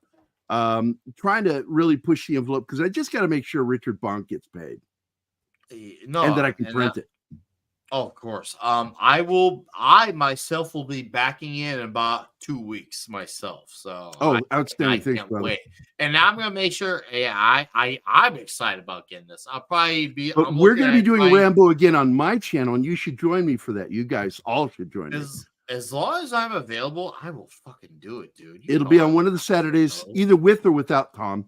But I'm because Tom and I just finished. Love it. Teenage Mutant Ninja Turtles, and in 2 weeks we got another show. But this coming week, I'm going to be talking about another You'll like this, Brian. A film that helped inspire Vindicated is Harry Brown with Michael Caine. Oh, great movie. And my girlfriend's watching with me tonight, and she's like, "Oh my God, I can see that. Oh, is that right there? That it's in your book." You know, I'm just That glad bloody she finger. sees the movie as Harry Brown, as the movie Harry Brown, and not anything else. It's not Harry Brown, by the way. It's Harry Brown. That's Harry Not Brown. Harry Brown. And he was a Royal Marine. He served as a Royal Marine. He did. Yes. And it's why it's going to be on a Military Monday when I do it. And this Saturday, I can't remember. We're doing another film on Saturday. I'm excited to be doing too. That's an inspiration of Vindicated. Because until the book is done, I'm going to keep doing films that helped inspire me what I do. And Rambo was a big inspiration because it was the first film to tackle this stuff, dude. Yeah, it did before it was a popular topic. Huge. All right, RJ Godzilla 81, toxicity 8 out of 10 for bad cops, lack of diversity, not absence of it, because of Delmar Berry's moments in the beginning. Dialogue 100 out of 10, I agree on that. Action, Titan, Grande, great overall, perfect movie. Ooh, that's a ringing endorsement. A Juggalo Deathcock says, excellent movie, but not really all that talk to it. The PTSD commentary, 9.5 greatness. 3 toxicity. Ooh, that's an interesting one, Deathcock. I love Juggalo Deathcock as a name. Oh, dude, he's one of my literal real life friends. I've known that man for I love his name, dude. over a Deathcock. decade. He's a good dude. He's a good dude. I'll be hanging What's out worse than with him. Doomcock? Deathcock. Deathcock. And good night, Conquest. Thanks for being here, man. Thanks for dropping it. Mark. All right. So yeah, I think this movie really, later on Rambo morphed into kind of a cartoonish like figure in terms of violence and action. And this movie is just so much different when you watch it, and that that last scene is just so touching, and just your heart goes out to Rambo. So, and also you're coming out of the 70s. This movie is 1982, so the U.S. they've quote unquote lost the Vietnam War, putting that in parentheses, and as Rambo says, they didn't let us win, and that's a common refrain from the soldiers there. The politicians, we're not getting into the politics of it, but they micromanaged that war and mucked it up, and it was a real. They defunded it after we won. Yeah, we won, and during the war too, it was a total clusterfuck. Yeah, the Paris peace talks were the win. Yeah. So Rambo, kind of today you think of Rambo and you think of the guy with the big machine, the M60 machine gun toting that around. But this is really not a pro-war movie. And it got picked up. It got picked up. I'm a huge fan of, Reagan. I grew up the 70s and 80s, and the 70s were awful, horrible time for our country, the hostage crisis. Then you had the invasion of Afghanistan. So you got Reagan coming in, and this patriotism is back. America's back. And it was the economy took off eventually. We had a lot of patriotism. You had, the Statue of Liberty, 200th anniversary in 1986. So it was a big flip. So, Rambo got picked up, I think, as, despite what the author's saying, he got picked up as showing what a soldier could do. And it just became a patriotic symbol. And then, of course, the next movies, which we'll be reviewing, kind of take it to a different level. And I think Rambo 4, goes back to that more realistic look or feel, or of the character. And so this movie is a big shock when you see this. If you don't know what to expect going in, when you hit that last scene, and Troutman, he's really not comforting him that much. He's just almost like a, he's acting as a, as a general, a colonel would. He's just acknowledging him. It's if you look on his face, he's not breaking down so much like Rambo is, but he's sympathizing with him. But it's you don't have 20 minutes of talking in hallways after this. It just they cut the scene and they leave it. That's because Rambo destroyed the hallways before that conversation. All hallways were destroyed. Oh, no hallways left, but they don't analyze Sorry, it. They leave Mark, I it. couldn't No, resist that it, was sorry. good. That was good. And they leave it to the audience to analyze. So yeah, he was. I had this poster up in college. Where's my Rambo poster here? And I have it still. I still have this poster. Great I fucking poster. got to get that up and framed again. But that was a lot of people had that poster, and it was kind of became a conservative, I don't know, lack of a better term, right wing or pro America, quote unquote, propaganda if you want to call it. But America was back then, and Rambo became a symbol of that, rightly or wrongly. And I think this movie. Really, there's a lot of depth to it, and I just started reading the book. I'm about halfway through it, so you can grab that book. It's only like $4 or $5 on Amazon if you want to read the ebook, and it's just really well written. And this is, it's so sad what happened to the veterans, and thankfully, I think that tide has turned ever since Afghanistan and the wars after 9/11. I think people realized how many people are a-holes to veterans, how they weren't treated well. And even today, there's way too many veterans that are homeless and have problems. And it shouldn't be that way. We should, if you're going to take care of anyone, it should be taking care of our veterans and the people that fought for our country, defended our country. That's the reason we can be on a channel like this. It's the reason we're not speaking German right now.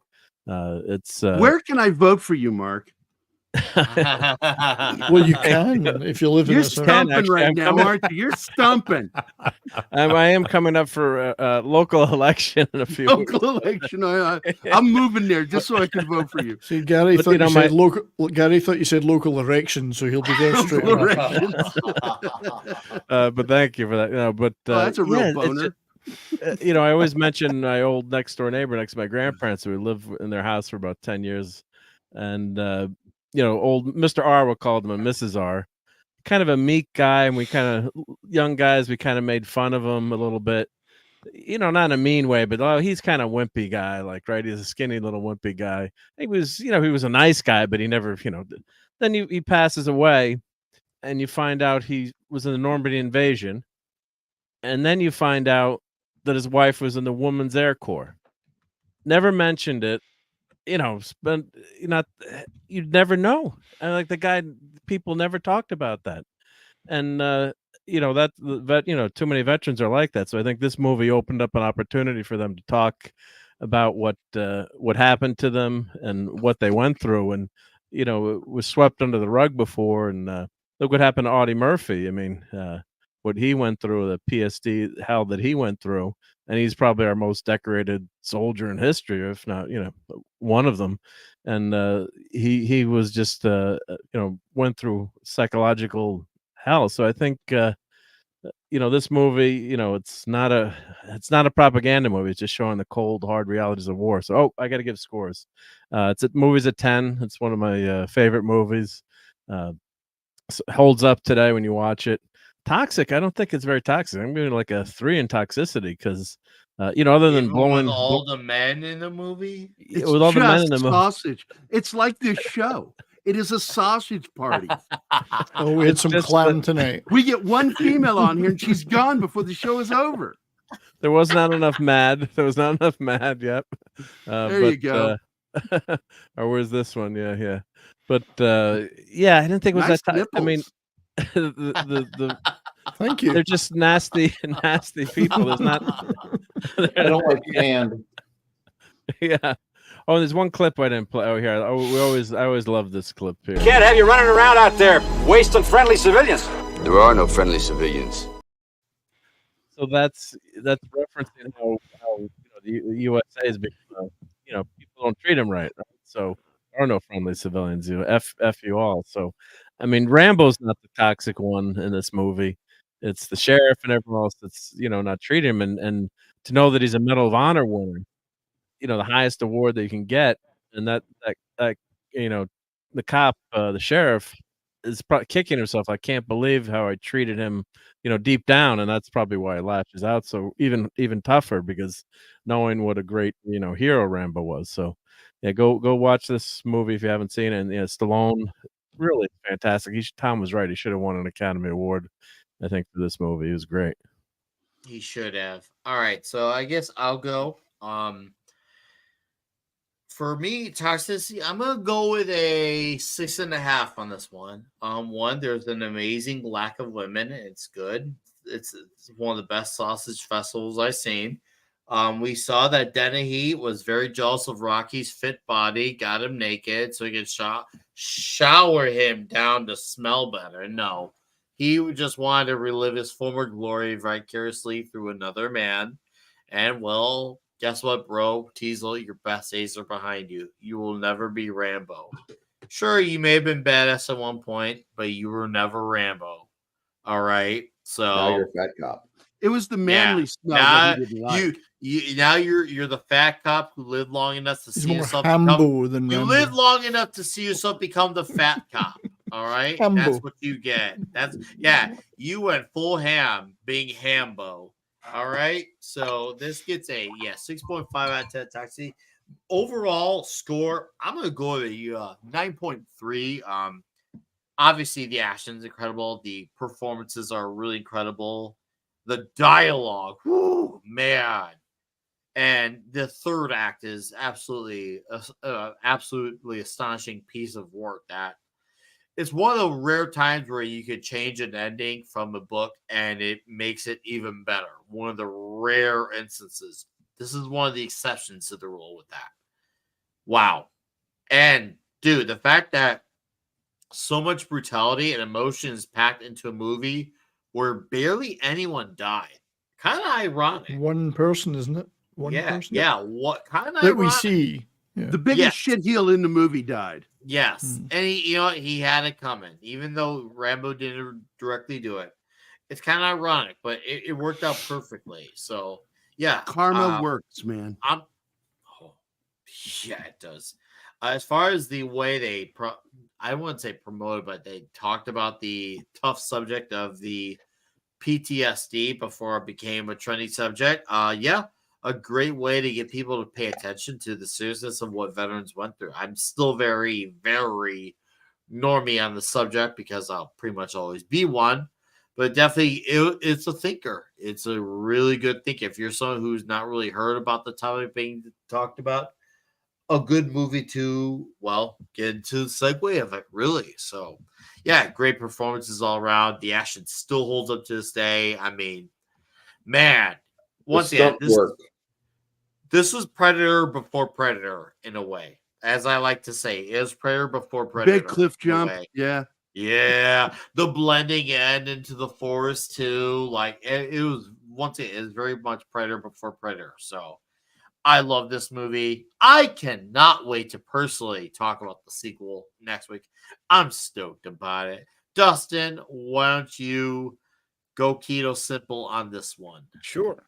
So the first time I watched this movie, I was too young to fully comprehend what was going on in the movie. Like how serious of a movie it really was. But you even as a young kid though, I could still feel that it wasn't like the normal action movies. It wasn't lighthearted, it was dark. And one thing, and as I've gotten older and I've seen it again, so Dennehy may not have been like the villain necessarily, but he didn't play fair. He was kind of a dick because he wanted his town to have a certain kind of look, a certain kind of reputation. So he was an asshole, drove him to the edge of town. He was hungry, didn't want to feed him. And then when he decided to come back towards town, he locked him up. And in none of the situations did we see any sort of de-escalation. Or there was not a hint of de-escalation from Dennehy or any of his cops. And I mean, there was no de-escalation from Rambo either because he didn't know de-escalation. He just did that. It wasn't who he was. He didn't have that in him. De-escalation was no longer a part of his life, especially somebody who had nothing really to live for anymore either. Because in the beginning of the movie, he goes up and he finds out that the last person that he actually cared about was gone. So I still see, like, you can look at like right and wrong, good and bad, and you can break this movie apart, and you can look at the cops, because in this movie, cops are bad, and you look at Rambo as quote unquote good, but he never flinched either. So, and it's a testament to the fact that America failed and continues to fail our soldiers on a daily basis. We failed Vietnam. We've failed our Vietnam vets wholeheartedly, 100%. Yep. We fail our soldiers now. I have friends that are soldiers, and they will talk about things because, I see a lot of things where soldiers don't talk about what they went through.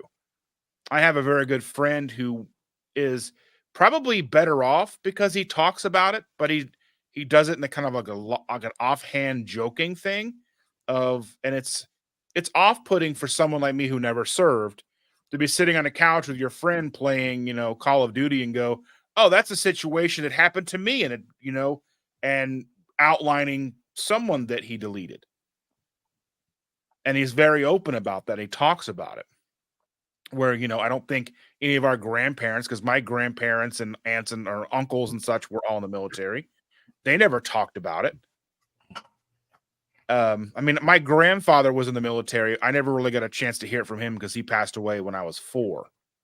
So I didn't know, but I saw pictures and stuff. But I just think that it's hard to find the toxicity in this movie. I guess it's a perspective. It's either all the way 10 out of 10 toxic, or it's not, or it's 3 or whatever we've seen.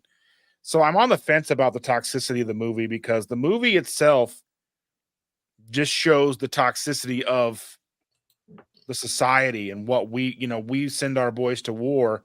And then when we bring them home, we don't actually bring them home. We basically leave our soldiers dead on the field, even when they're breathing and alive and coming home on planes. Facts. Because we don't give them any support. We don't help them. And maybe because we don't know how, but we still fail them on a daily basis. We just still fail them. So I don't know. That's a hard line for me to find out what toxicity is. I knew this movie was great when I was a kid and watched it because even as a kid, you don't fully understand, but there's something heavy there. Mm-hmm. So, yeah. And so it's something, Dustin, I got to tell you, I agree with you wholeheartedly on that because it's something that we talk about a lot, and it's in my book. Again, I'm bringing it up. I'm sorry. Dealing with soldiers coming back. The last people you want in charge of fixing what the DOD broke is the DOD. We need citizens running these groups to help military veterans reintegrate into society and help them with the problems they're dealing with when they do multiple. I mean, I've got a buddy that did 12 deployments. That's insane. Yeah. How do you come back from that? You don't really. There's stuff in him. I've talked him down off the ledge so many freaking times. Jeez. Because he goes through shit. And he always wants to go back because there comes a point where that's the normal for you. Is this the same thing with inmates? People get out of prison and they want to go back because it makes sense. They miss That's like you send people on. My buddy, he was an Army Ranger, and he talks about like all that stuff. And he almost went back in, because when he was coming out, Blackwater was coming up, and they tried to recruit him, and he didn't take it, but they offered him a lot of money to go back. And so I mean, it's like you send people into these situations, you train people to handle these situations, and then you expect them to be normal at daycare pickup. You know what I mean? It's like, yeah, my buddy, when he got back from Iraq, he said the weirdest, surrealist moment for me was going to McDonald's and hearing the guy in front of me bitching about there not being enough ice in his soda.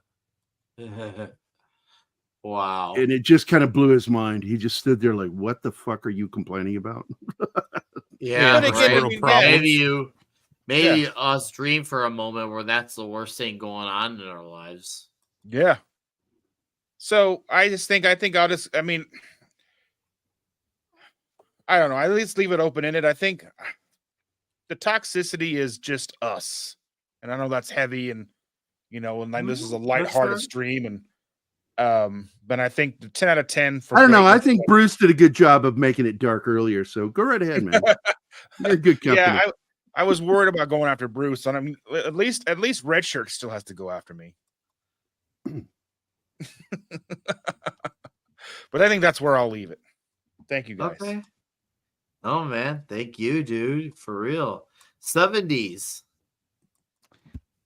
I'll try and keep it brief.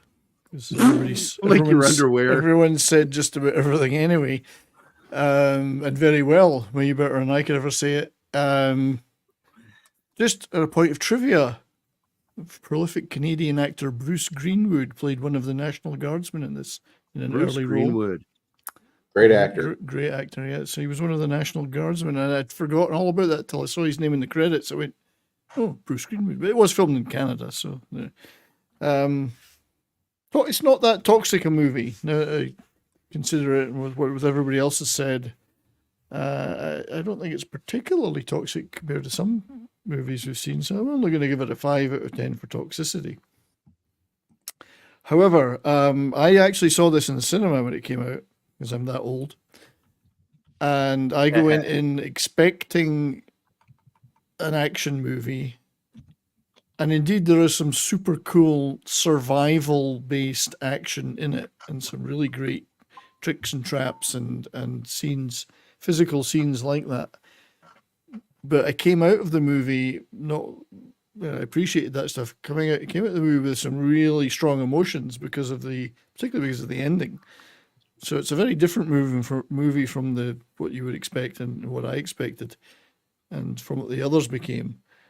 And it's a multi-layered movie. You've got that action piece. It is there, and it's undeniably brilliantly done. But it's also got the levels of multiple levels of emotion and meaning in other areas, such as Rambo's, loneliness, and all these friends that he served with are gone.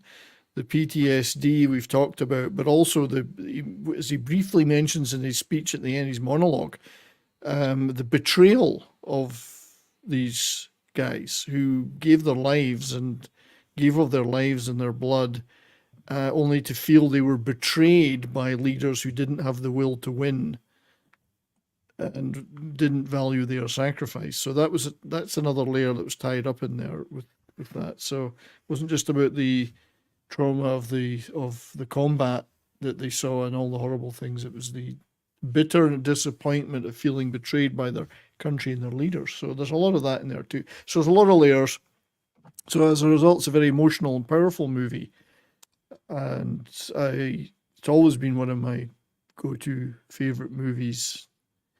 I watch it a lot, and I can't help but give it a 10 out of 10. It's a magnificent, powerful movie for me. So that's all I got to say. I think this is the most somber we've ever been on this show. Well, it's an emotional, powerful movie. The first hour and a half was pretty toxic, and then once it got to the heavy, it was going down. Before I pass on to Red Shirt and plug our channels, Max Redstone, movie 9 out of 10, toxicity 3 3/8 out of 10, least lethal Rambo in a good way. He is not the worst kill, only the most dangerous. The peak of David Crusoe's film career. Thank you, Max Redstone, and thank you for your patience on waiting for said score, sir. All right, Red Shirt, plug it up. Yeah, I watched this twice today, back to back. Nice. So I hadn't seen it in a long time, and really wanted to pay attention the second time. And it really struck me the second time I watched it that when we first see John Rambo, he's just ambling along a country road, almost trotting down the hill towards the house by the lake where he thinks his old team member is living. He's absolutely relaxed. There's no tension in him. There's none of that 2,000-yard stare. He's like, he's going to see an old buddy. And when he finds out that he's gone, he changes. He closes down. I'm terribly sorry. I'm sorry. And he hands the man's wife the photograph that he had. And he just turns and walks away. And his whole demeanor's changed. And there's a saying, there's nothing more dangerous than a man who has nothing left to lose. And at that moment, John Rambo becomes a man who has nothing left to lose because his team is gone. He's tried to reach his old CO. Nobody at Fort Bragg knows where he is. Everybody's gone as far as he's concerned. He's done. People have mentioned this movie showed us PTSD before it became something that got studied as a worthy area of treatment psychology, even though I also agree we don't do a very good job at dealing with it and helping people with it. The other thing that struck me, and it reminded me of, and this is going to sound strange, but let me explain it. Kung Fu with David Carradine, where he was taught by the Shaolin monks, hurt before you injure before you cripple before you kill. Self-control. The contrast between how self-controlled John Rambo is, where only one cop dies, and it's really by his own stupidity, whereas the cops are willing to kill Rambo at a moment's notice from the moment he breaks out of the police station. They just want him dead. Whereas he can deal with them one after another, or in groups or in combination, and he still doesn't have to kill everybody in order to deal with them. That, to me, makes this a movie on a completely different level from your average action movie.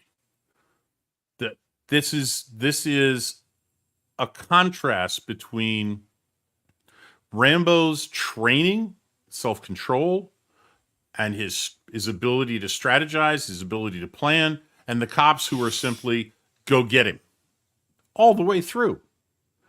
And the fact that Brian Dennehy survives is probably the only other one. I don't tend to agree that Dennehy is not the villain. I think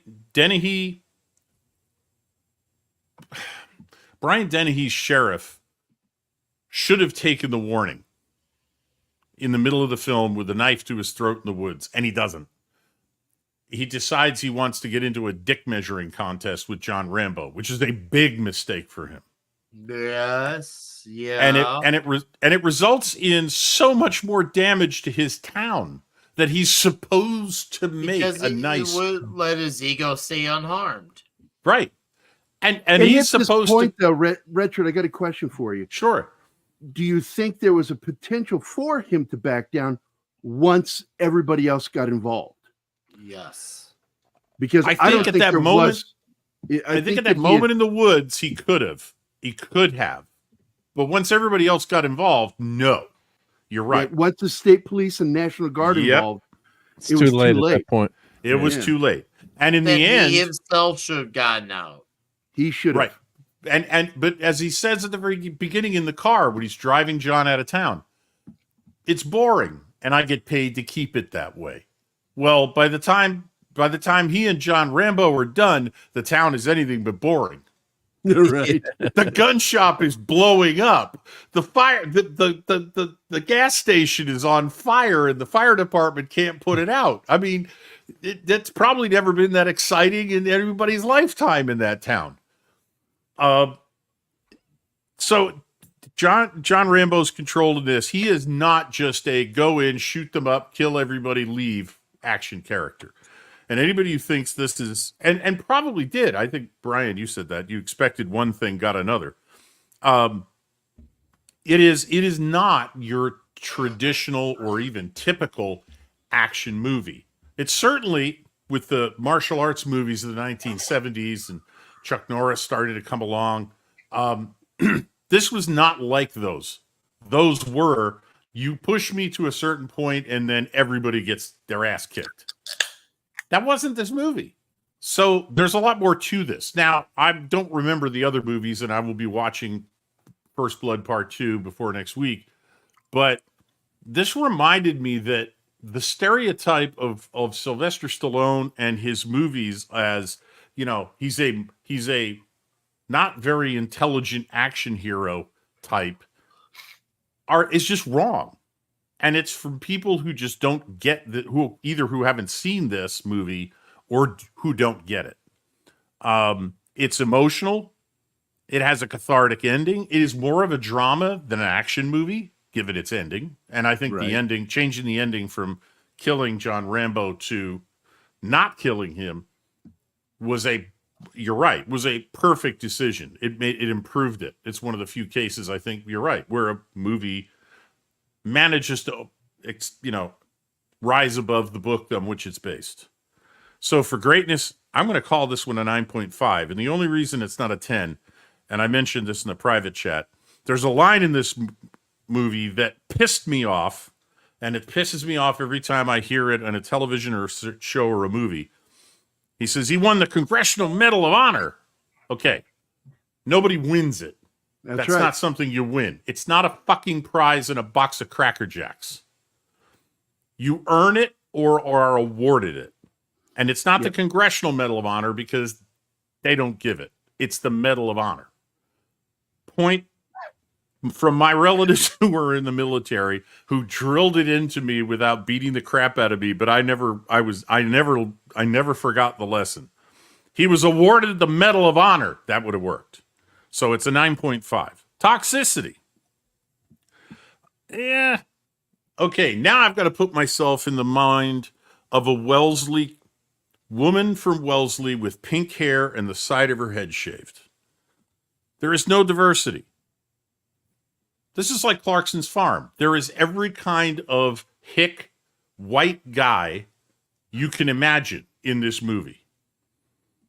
There is intolerance. That's bad. As long as you're intolerant of the right people. There is self-reliance. That's really bad. There's resisting government authority. Oh, wow. That's absolutely verboten. And there is fighting survival. against it. Yeah, there's survivalism. How many jokes have you seen online about preppers? Survivalists. He's a survivalist. He's been trained at it. And finally, and this is going to really piss off everybody who works at Disney, there is not one single girl boss. That gives it a 6. One single girl. Never mind girl. Thank God we're getting the new Ray movie. Yeah, all the females are in the background. Yeah, I have a question for you, edited out the Richard. one woman that was supposed to be of some substance in the movie, and all she was a sperm catcher. Yeah.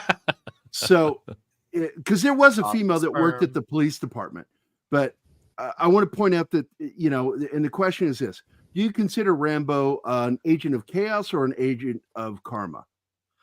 I think he's an agent of karma. Carmos. I do too. Yeah. Karmos. All right, dude. Karma through chaos. Yeah. So TZ asked a little bit earlier, Gary, could this movie fit in your butt? I would love to put a lot of movies in my butt. It would have to be the extended edition. Could you fit Rambo's awesome knife up It's there? the bonus Gary? features I want in there. Because everyone wanted that knife when that movie came out. So, Gary, could you fit that up The there? handle. The handle. Eric K for $2 says, damn, Richard is wearing a pink wig right now. I know, right? Startling. And then Ashton Com for another $5 says, thank you, Eric K. Who saw the First Blood precursor, Lonely Are the Brave, Walter Matthau in the Teasel role, and the Kirk Douglas in the Rambo role? I know of it, but I have not seen it. Thank you. I saw that a long time ago. I gotta look at it to remind me what was the premise in that. And let's play We need another to clip watch, for these guys. Ruckus someday. Yeah, let's play one more clip. And then I got a clip I out. didn't play yet. Let's do some hunting. Hunting? We ain't hunting him. He's hunting us. When you watch, the line that I quoted earlier. All right, dudes, it's been fucking good. It's been fucking great. Shout out to Tom Connors, as always, for being one of our regulars who had to go. And shout out to X-Ray Girl for joining us. Yeah. She between being a producer for Gary Nerdrotic and working her real life job and running 2 YouTube channels and being a guest on streams whenever she can, still took the time to watch this movie and hang out with us. I So forgot shout she to worked X-Ray with Gary at Girl. Nerdrod. Yeah, producer. I remember joking with him for previously that I'm the other all his Gary or shows. the other white meat. Yeah, yeah. You're more like Yeah, Gary. He's also married to a producer guy for- that. Oh, Mark the Cyborg. That's good. So Great you're guy. more like Gary Who's a Necrotic. vet. But I met Mark in Orlando in 2022, and Mark is a really cool guy. And when I had really delicious, I think it was Knob Creek. It was really, really, really damn good. Mark's a really good guy. So yeah, shout out to X-Ray Girl for taking the time to join us. So once again, to also watch a whole movie to make this happen too. So fucking And I'd awesome like to of her. I'd like to point out for any of the simps who get out of hand in the chat for X-Ray Girl that she's married to Mark the Cyborg, who is a man who can take his own leg off and beat people with it. So settle down, folks. Mark is such a good dude. I love hanging out with Mark. Mark doesn't just seem cool. He is cool. I know. I hung out with the guy. Really fun guy, and I hope to hang out with him again sooner or later. Yeah, I met him in Vegas. He's great. At the first hope they- Nerdrotic convention, there was it was August of 21, and I was stuck in the hospital. I was stuck in a hospital dying from COVID, and they had just re-released the 25th anniversary of Quake for PC and all consoles. And I wasn't even aware of this. And I'm going through YouTube just trying to find something to be happy about, reverse my situation. And I see Mark talking about Quake. I'm like, who the fuck talks about Quake? That's my favorite game. And so I key up on it, and Mark is talking about the 25th re-release and how it's free. Just upload Steam, just get on your Steam account and it downloads for free.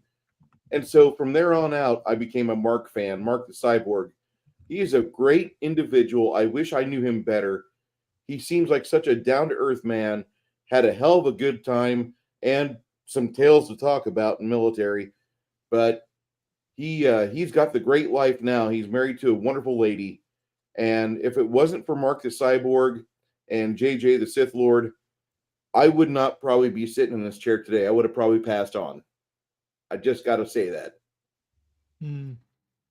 Yeah, shout out to Mark. Shout out to X-Ray. Once again, X-Ray, thank you for taking the time to come on, hang out with us. And I have a feeling this won't be the last time this happens. Something tells me, my spice senses tell me this won't be the last time. But anyways, on my channel, I'll have a video again, Wednesday or Thursday. I also did 2 videos last week. If there's any G.I. Joe fans in the chat, I reviewed the newest comic on Duke, a.k.a. Conrad Hauser. Go check that out. And I also did the top 5 most underrated albums of the 2010s. Go check that out. That is I went really deep. And I'm going to, of course, have Comic Shop Talk Friday night. And then Midnight's Edge After Dark Thursday night. Comics Division Thursday night Throwdown later that same night. And of course, next week, First Blood Part 2, Toxic Tuesday, with Mr. Adam, Soldier Spirit of Vets Talking. He'll be hanging out with us. I can't wait. Oh, to Adam. hang out with Yeah, him. he's a buddy of mine. Yeah, good dude. Real good dude. So, anyways. I always refer to him as Bush McFadden's first cousin because they look so much alike. They do. Thanks, you guys. Thank you for the insane amount of super chats. Action Com. Thank you, Eric K. Pinochet's Helicopter Tours. Dearest Bubba Doom 1 and LDG for getting all those memberships. That was fucking crazy. You guys, man, you guys, I was like, holy shit. Like, you guys gave me almost $50 in super chats tonight and the amount of get the memberships. Absolutely fucking awesome. So thank you for the new subs. Thank you for subbing. I hope to see you next week. Fuck that shit. I will see you next week. And it's going to be amazing. And for our usual and loyal suspects, thank you for your continued support. This was a fucking awesome episode of Toxic Tuesday. We'll see you next week for First Blood Part 2. I'm going to let these guys, I want all you guys to plug your plugs within the next few seconds each. Dustin. New videos out. Come check them out. One's for members only, but you can get that on Thursday. I've got live Saturday, Sunday, and Tuesday. and often with Brian over on the Rowdies on Thursdays. All right. Thank you for being here, Dustin. And as always, sir, have a magical evening. You too, brother. 70s. Gee, golly, gosh. No Rowdies this week, though, Dustin, so you're off the hook. Okay. We'll be back next week with a live show. A couple of things. Saturday night, bourbon and boarding. Me and Brahmabull, late night Saturday. We have No free docking? drinks. There is no docking. Well, but not between us anyway. Maybe with other people, possibly. But I can't control that. But so lots of fun talking about hockey, playing some clips, having a few drinks, have some laughs. And next Monday, my live show on my channel, which I'm nearly at 1,300 subscribers, nearly there, just like that close. Nearly.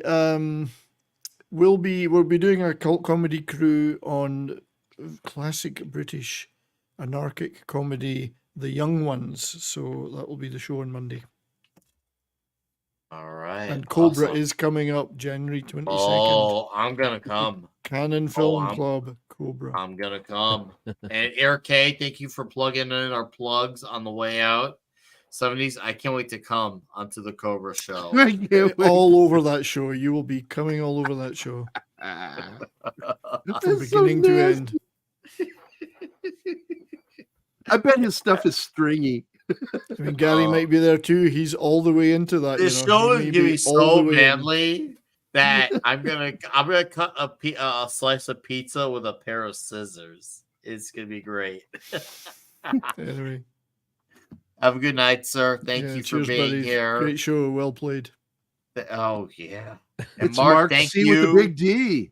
with the big D. Thank you, sir, for not only for everything you do always, because you do, but for having it extra rated because of all the adjustments that came up. I had to be on time tonight. Drat. Usually know. I'm clipping the show like 10 minutes into it. I'm last minute mark, but no, it's always fun, and it was great to have X-Ray Girl here, and maybe we can have more diversity of the feminine side on this channel once in a while, right?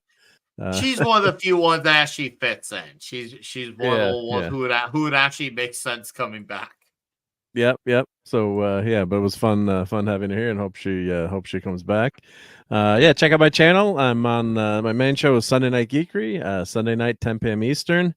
I'm also on Thursday night with Clobbering Times, and during the week I'm always streaming with him. I'm always annoying him and popping in on his channel. I'm gonna be doing some reviews of some new cool stuff I got for Christmas. Like, who doesn't need what doesn't say Christmas more than to draw a snow globe?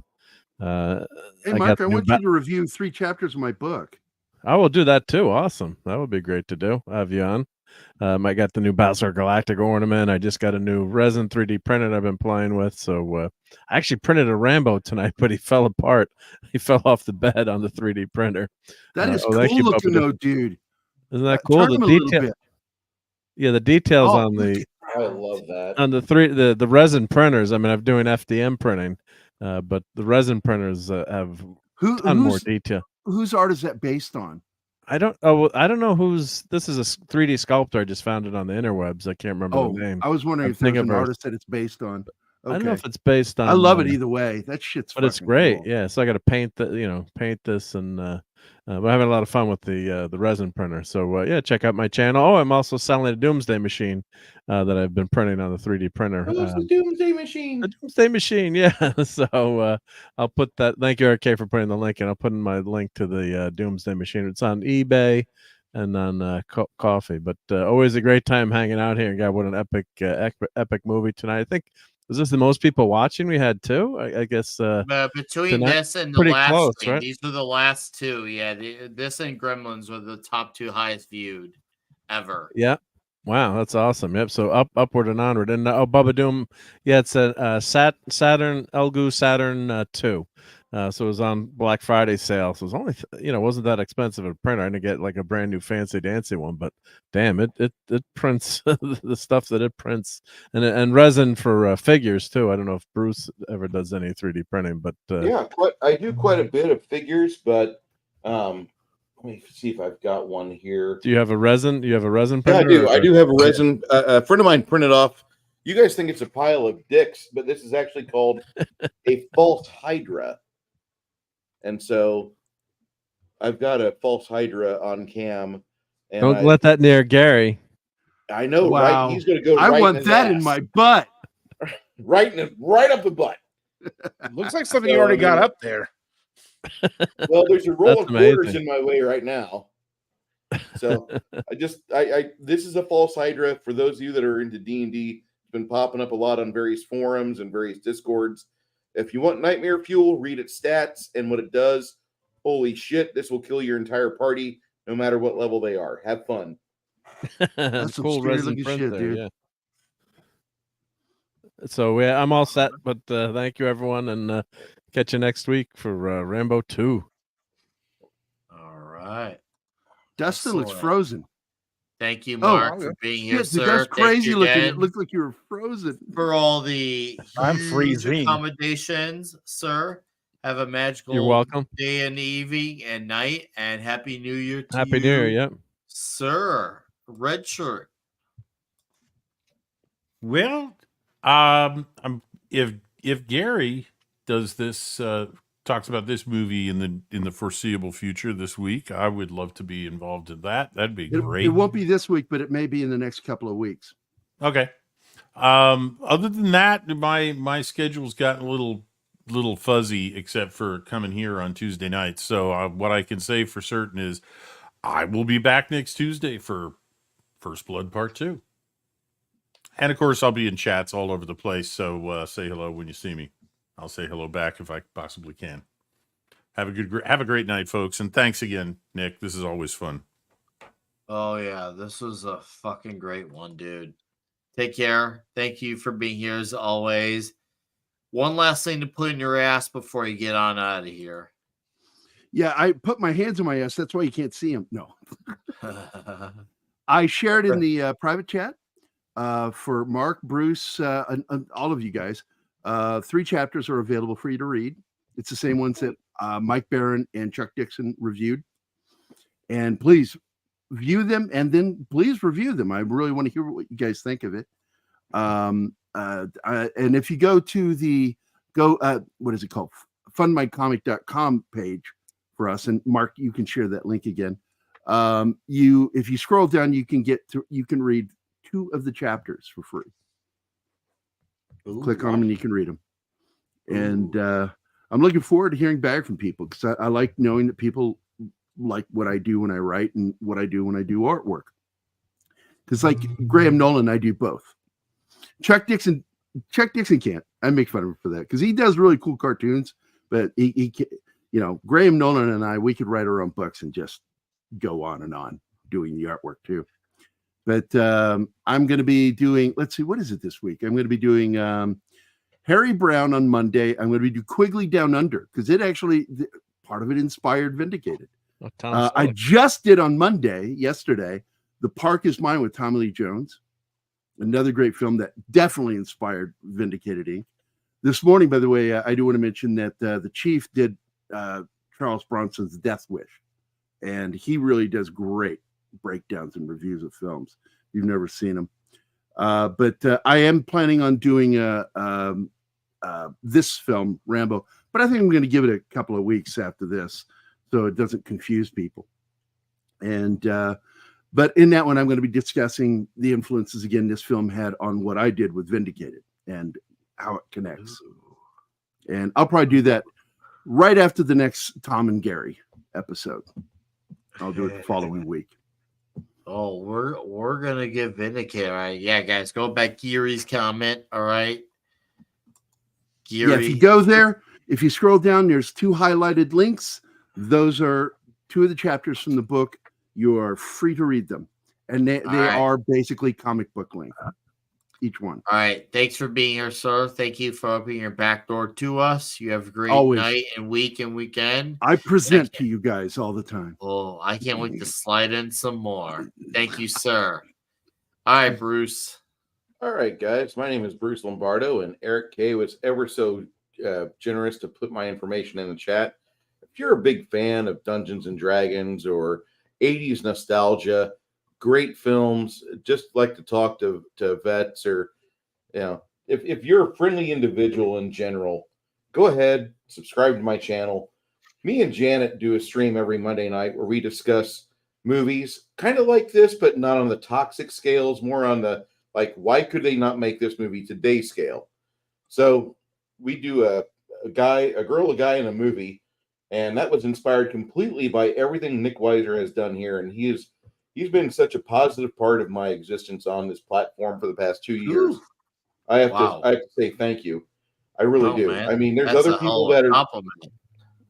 Dude, you helped build the bridge. You really did. So over the next few weeks, I'll be finishing up these Urukai that I've been painting up and finishing up some details on. Then I'll be getting work on this Reaper Dragon. And then I'll be assembling the non-copyright Tiamat version, which Reaper produced. And once I start working on that, you'll know. You guys will definitely know.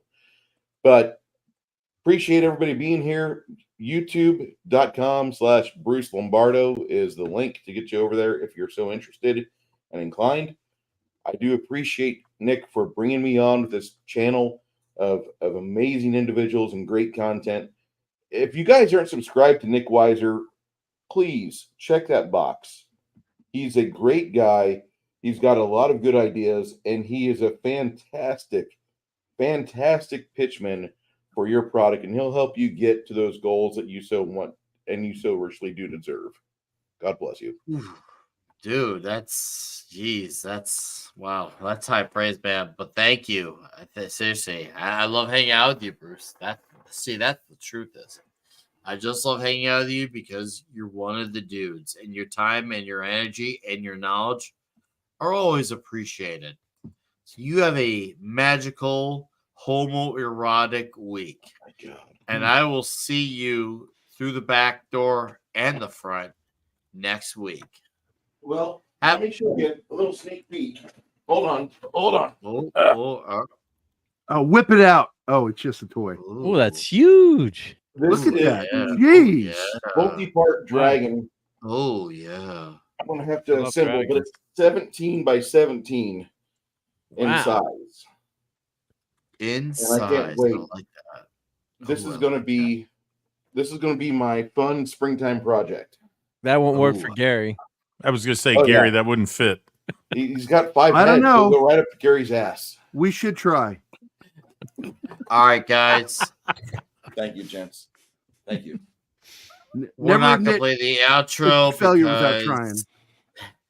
No, it's I gotta go to freaking bed, even though I hate sleeping. I hate it, but I gotta go to damn bed. But guys, seriously, thank you for supporting Toxic Tuesday. I hope to see you next week. If not, I'll see you on one of my next videos on the Comic Shop Talk or all of the above if you're one of those guys. But seriously, go check out all these dudes here. Thank you guys. As always, check us out. Have a great